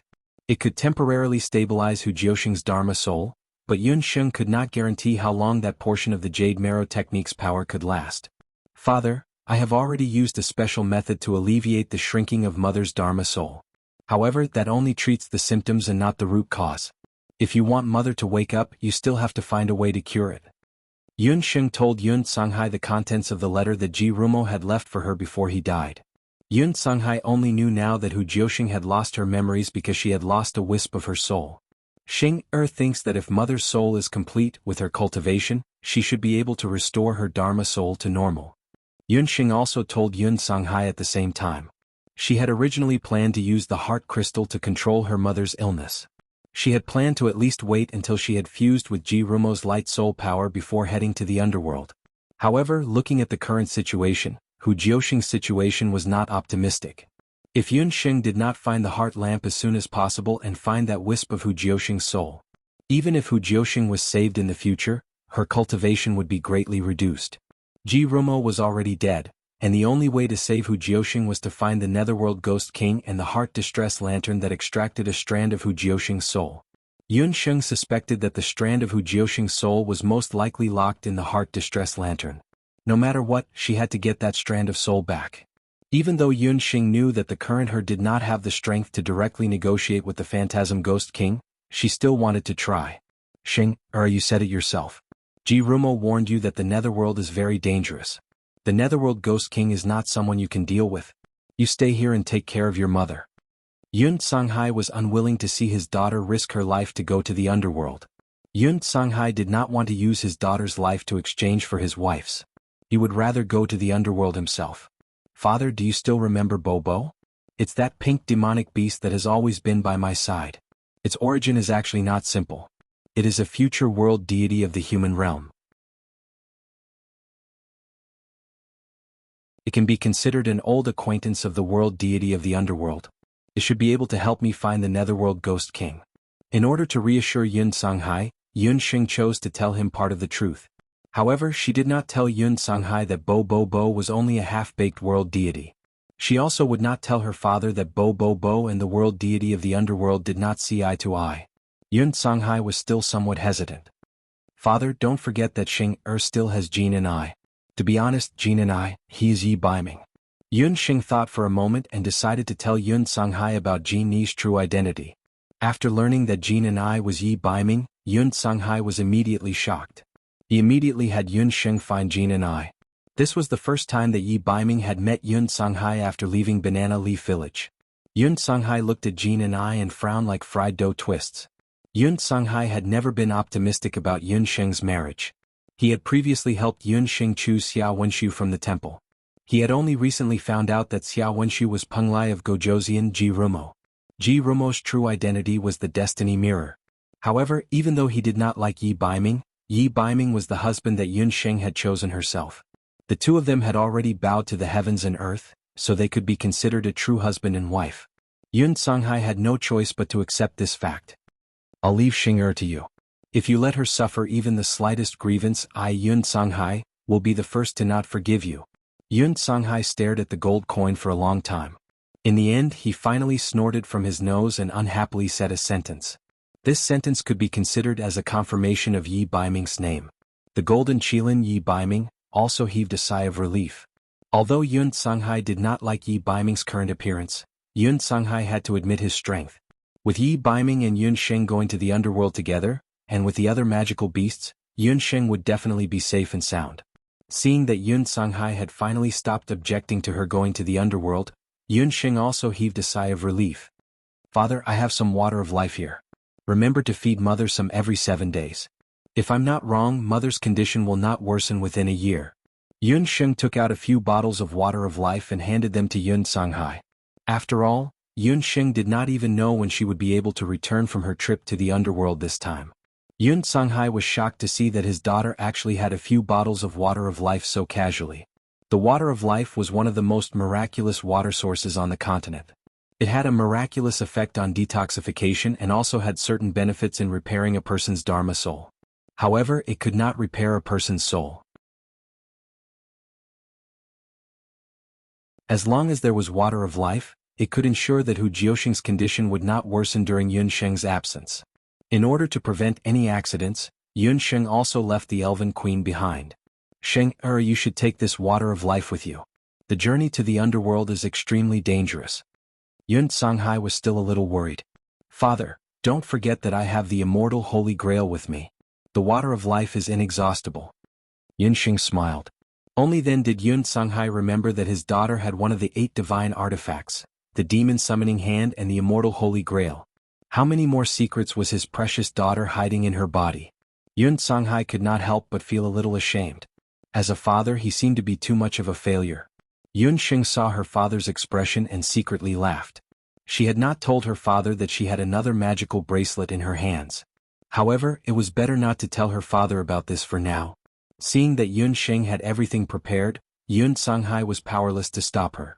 He could only remind Yun Xing that regardless of whether she could find the Netherworld Ghost King and the Heart Sorrow Lamp, she had to return to the Boundless Land within a year. After knowing that Yun Xing had changed her mind and wanted to go to the underworld in advance, Baby Sheep's face was full of worry. He had not had the time to ask the Qilin boy to find the Beast King Soul Stone for him. Baby Sheep, dearest master, then we have to prepare to set off. Baby Sheep's face was full of headache. Before using the Netherworld Ghost Key, Baby Sheep silently muttered in his heart, Mother Goddess above, please protect Baby Sheep. Please don't let Baby Sheep meet that annoying fellow in the underworld.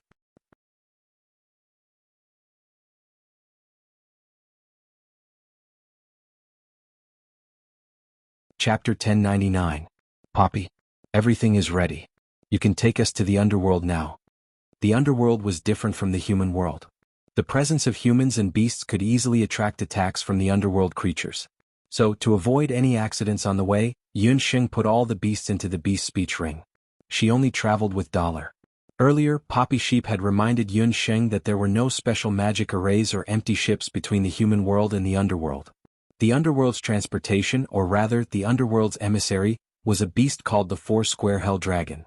Poppy Sheep used the Netherworld Ghost Key to summon the Four-Square Hell Dragon. Poppy Sheep put the Netherworld Ghost Key in front of him and started to chant.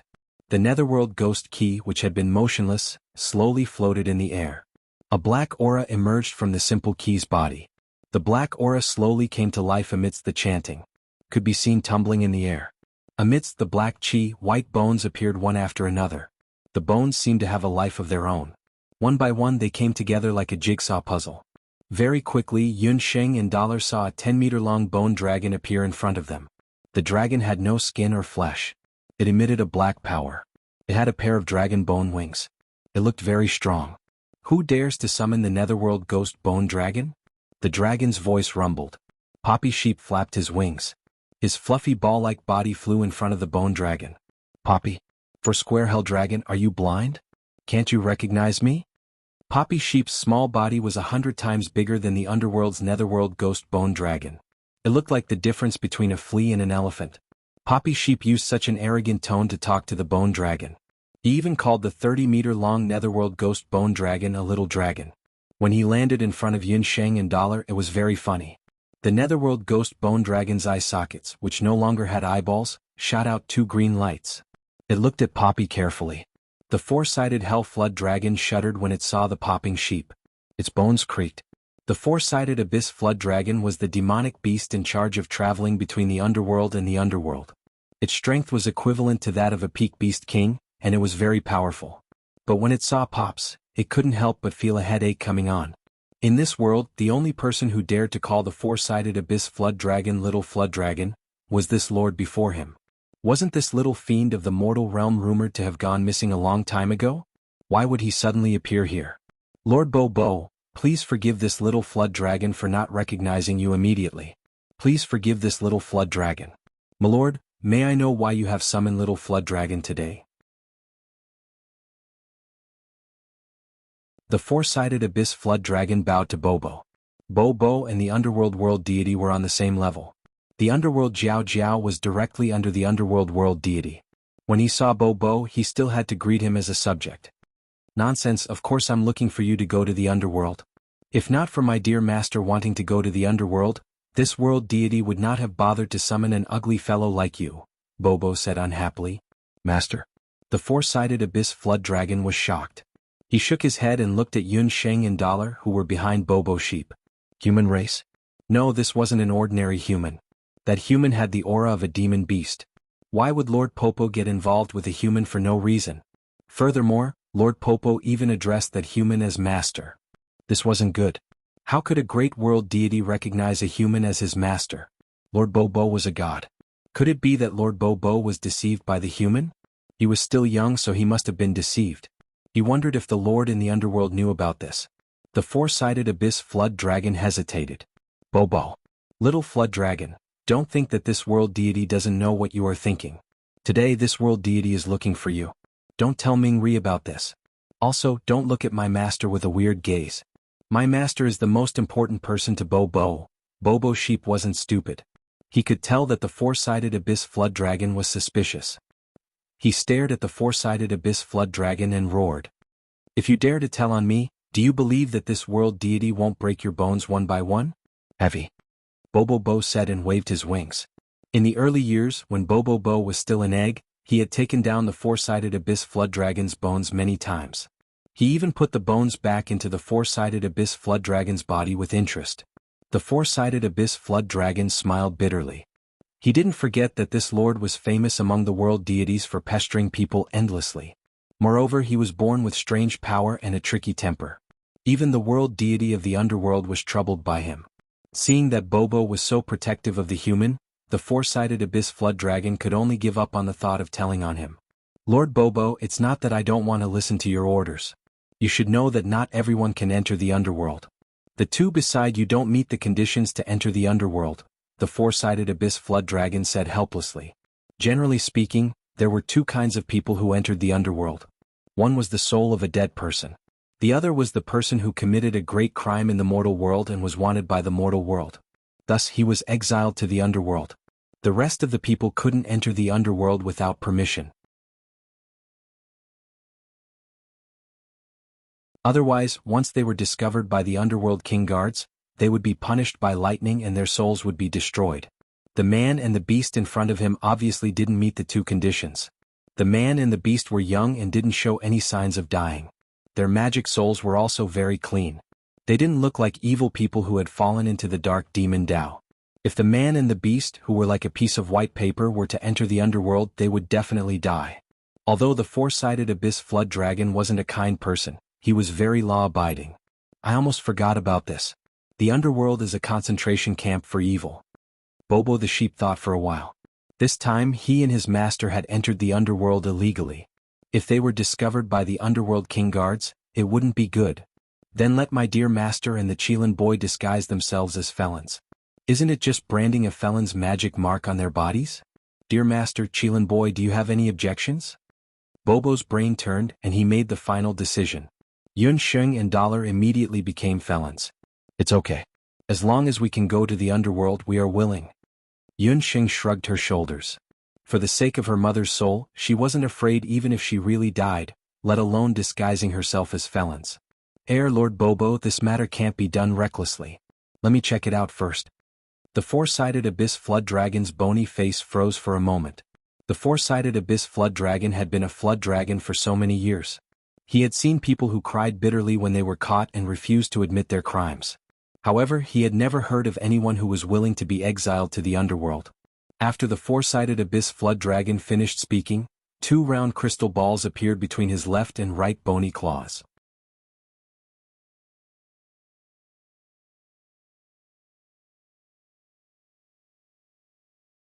Chapter 1100. Seeing the two crystal balls under the four-sided nether dragon's claw, Yun Sheng felt a little strange. Does this mean that I have to test my magic in the underworld? No wonder Yun Sheng misunderstood. The two crystal balls that suddenly appeared under the nether dragon's claw looked very familiar. At first glance, they looked similar to the crystal balls that magic apprentices received in the temple on the boundless land. However, the two crystal balls were a little different in color. The crystal ball on the left claw of the nether dragon looked like it was made of obsidian. It was as black as the night. The crystal ball on the right claw was the exact opposite. It was as transparent as jade. These two crystal balls, one black and one white, are sacred items of the underworld. They are called the ball of good and the ball of evil. These two balls can test the good and evil of all creatures in their lives.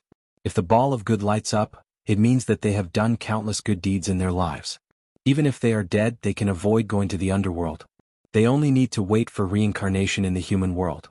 This is the ball of evil. If the ball of evil lights up, it means that the person who did evil will be exiled to the underworld and will not be reincarnated. The four-sided nether dragon threw the two crystal balls into the air. The two crystal balls seemed to have eyes. They first flew toward Dollar, who was closer to him. The two crystal balls floated next to Dollar for a moment. In the end, the ball of evil slowly descended and hovered above Dollar's head. Suddenly, a black light shone brightly, like a black sun.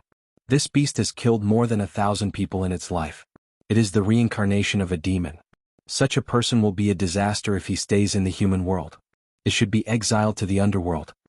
The four-sided nether dragon could not help but look at the ball of evil.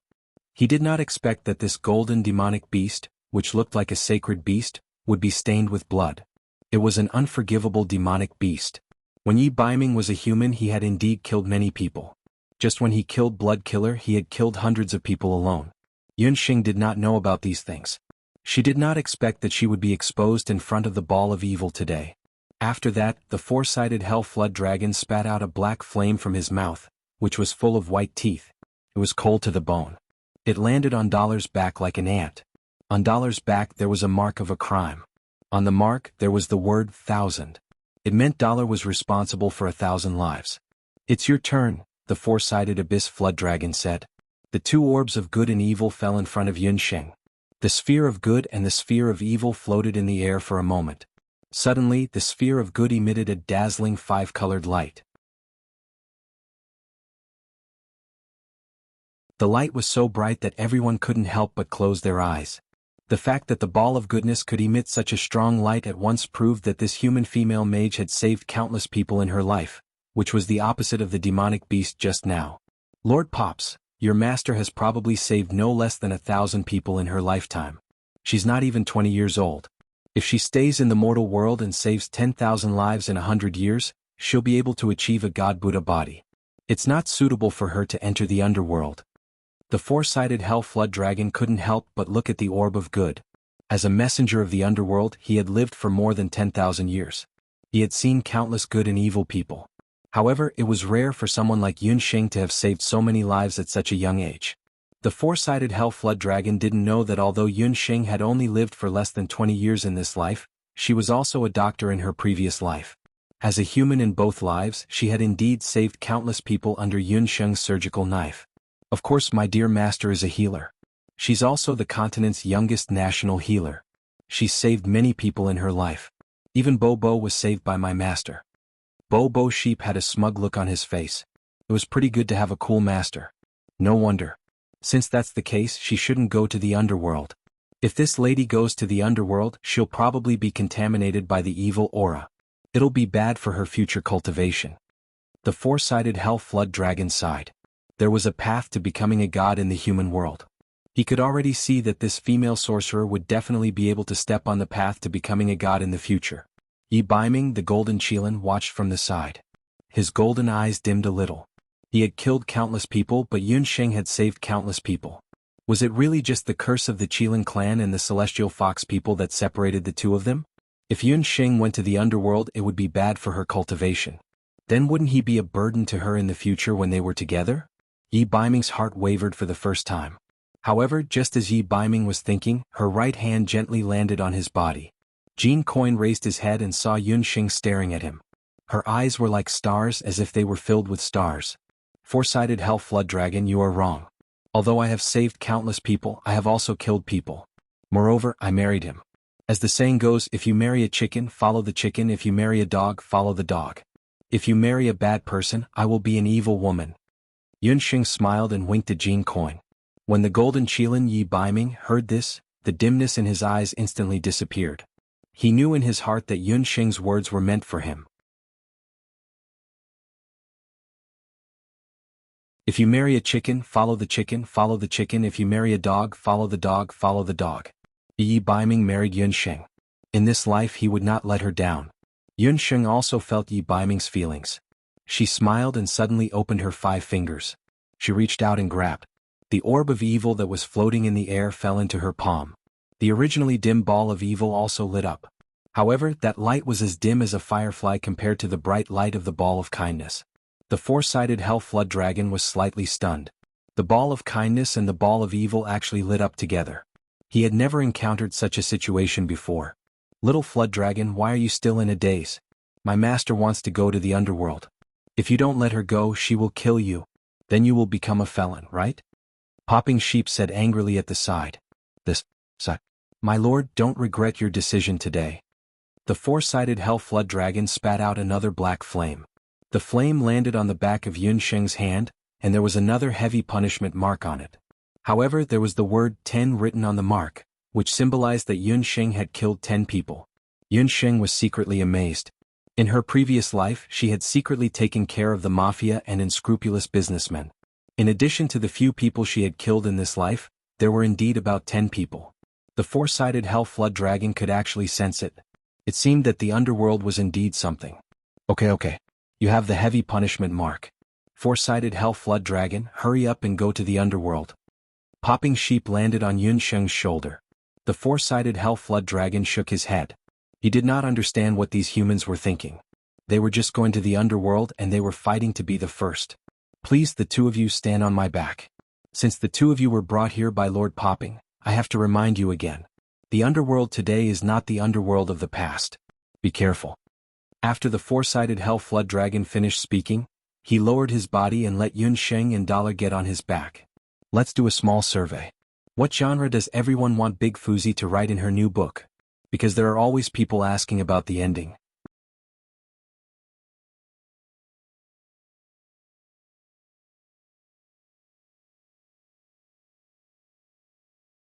Chapter 1101. The underworld today was not the underworld of the past. The four-sided abyss flood dragon's words were still ringing in her ears. It seemed that something had happened in the underworld. But before Yunxing could ask again, the pair of bone wings on the four-sided abyss flood dragon's back crackled and opened up all of a sudden. The bone wings vibrated, and the four-sided abyss flood dragon was like a huge empty ship, breaking through the sky. It kept flying into the sky at a very fast speed. Yunxing had to hug baby sheep and crawl on the four-sided abyss flood dragon's back with Dollar.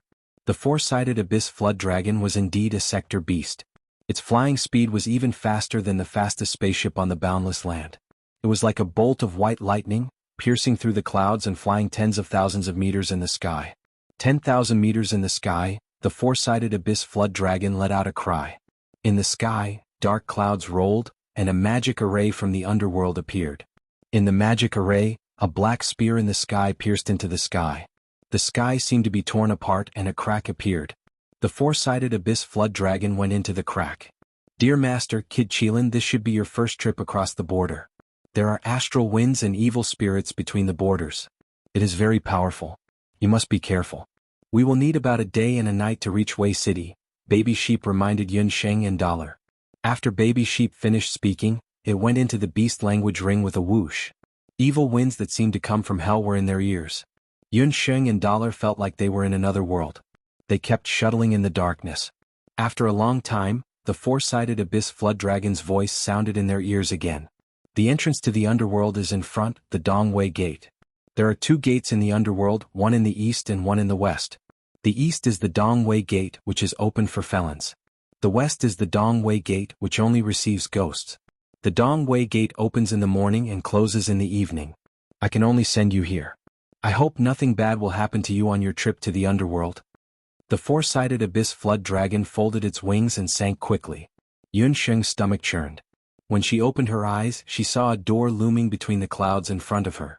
The gate was different from the gate in the mortal world. It towered high into the sky. The gate was not made of stone or metal, but of unknown beast bones. Around the gate, large amounts of purplish-blue hellfire floated, illuminating the entire city gate.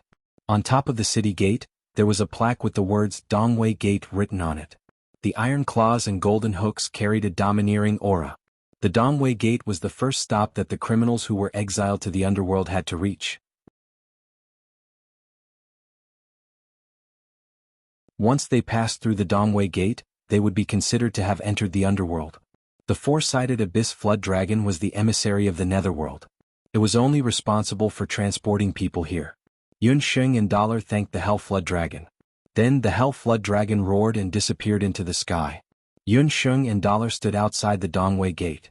It was around dawn. There was still some time before the Dongwei Gate opened. Yunxing looked at the people in front and behind her. They were all like Yunxing and Dollar. They were branded with the magic mark that symbolized criminals. Yunxing and Dollar followed the crowd and walked toward the Dongwei Gate. Yunxing thought for a moment. She had just come to the underworld and did not know anything. She needed to find out more about the underworld first. "Brother." Yunxing walked forward and was about to ask. The man turned around and looked at Yunxing. He was so scared that he stepped back a few steps as if he had seen a ghost. Yunxing saw this and wanted to ask more. However, when she was about to ask again, the man said, "I don't know anything." Yunxing said resentfully. She could only look for another person. Just as she was about to look for someone else, the people around her dispersed in a hubbub. Everyone had an inexplicable look of horror on their faces. What was going on? Yunxing could not help but feel depressed. Her first reaction was to touch her face. Her face was still the same. She was considered a beauty on the boundless continent. Why was it that when she came to the underworld, everyone looked like they had seen a ghost? Could it be that the people of the underworld had a problem with their aesthetics? "My dear master, the problem is not with you. They are not afraid of you. They are afraid of the Qilin boy." Popping Sheep lay lazily on Yunxing's shoulder. After being reminded by Popping Sheep, Yunxing noticed that the people who avoided her were cowering and looking behind her. Dollar was behind her. Popping, it's all that stinky dragon's fault. He didn't make it clear. The Qilin boy is branded with the heavy punishment of the 1,000 executioner. In the underworld, such a felon is qualified to be a tyrant. This is the Dongwei Gate. The people here are all newbies who have just entered the underworld. They met the Qilin boy, so of course they are scared to death, Popping Sheep explained to Yunxing. In a place like the underworld, whoever had the biggest fist was the boss. Whoever killed the most people was a bully. No one dared to provoke them. Ahem, Night Fox, let's make a deal. Why don't you stay in the beast language ring first? Look, if you stay by my side I can't even ask a question. Yunsheng looked at Dollar sadly. Dollar rolled his eyes in dissatisfaction. What he meant now was, blame him. Helpless, Dollar could only enter the beast language ring first. At this time the Dongwei gate opened. Yunsheng brought Popping Sheep and followed a group of newbies who had just entered the underworld. They walked towards the Dongwei gate. The journey to the underworld was a little long, but it was convenient to enter the Dongwei gate. Yunsheng only needed to show her felon brand when she entered the Dongwei gate. When Yunsheng was registering, she also took note of the people who were heading towards the Wei capital. Most of them were of high cultivation. For example, the warrior in front of her was actually a martial sage. There was also a magician behind her. He also emitted a strong wave of dark magician. Judging by his cultivation, he was no weaker than a sky magician. When it was Yunsheng's turn, a skeleton soldier captain came forward. His hollow eyes glanced at Yunsheng's magic brand. After confirming that there was no mistake with the brand, he let Yunsheng in. The moment Yunsheng and Popping Sheep passed through the Dongwei gate, in the underworld's Mingchuan, in a golden palace, a crystal ball was reflecting the image of Yunsheng and Popping Sheep. A tall man with sexy honey-colored skin was staring at the crystal ball. He saw a pink furry ball-like magic beast squatting on Yunsheng's shoulder. Under his blade-like eyebrows, the man's eyes were black with a tinge of red. His long hair casually draped over his shoulders was messy with a tinge of arrogance. After seeing Popping Sheep's appearance, the man's tall nose bridge wrinkled and he let out a short cold snort. Achoo, it's so cold. The underworld is such a damn place. You can't even see the sun. Popping Sheep, who was squatting on Yunsheng's shoulder, suddenly had a strange feeling and sneezed loudly. You're tuning in to the Han Li's Wuxia Adventures YouTube channel. We're so grateful for your support and don't forget to subscribe to join us on this incredible journey through captivating stories. Your generosity through donations truly makes a world of difference, as it's the primary source of revenue that allows me to expand and enhance this channel for you. Thank you from the bottom of my heart for being a part of this adventure.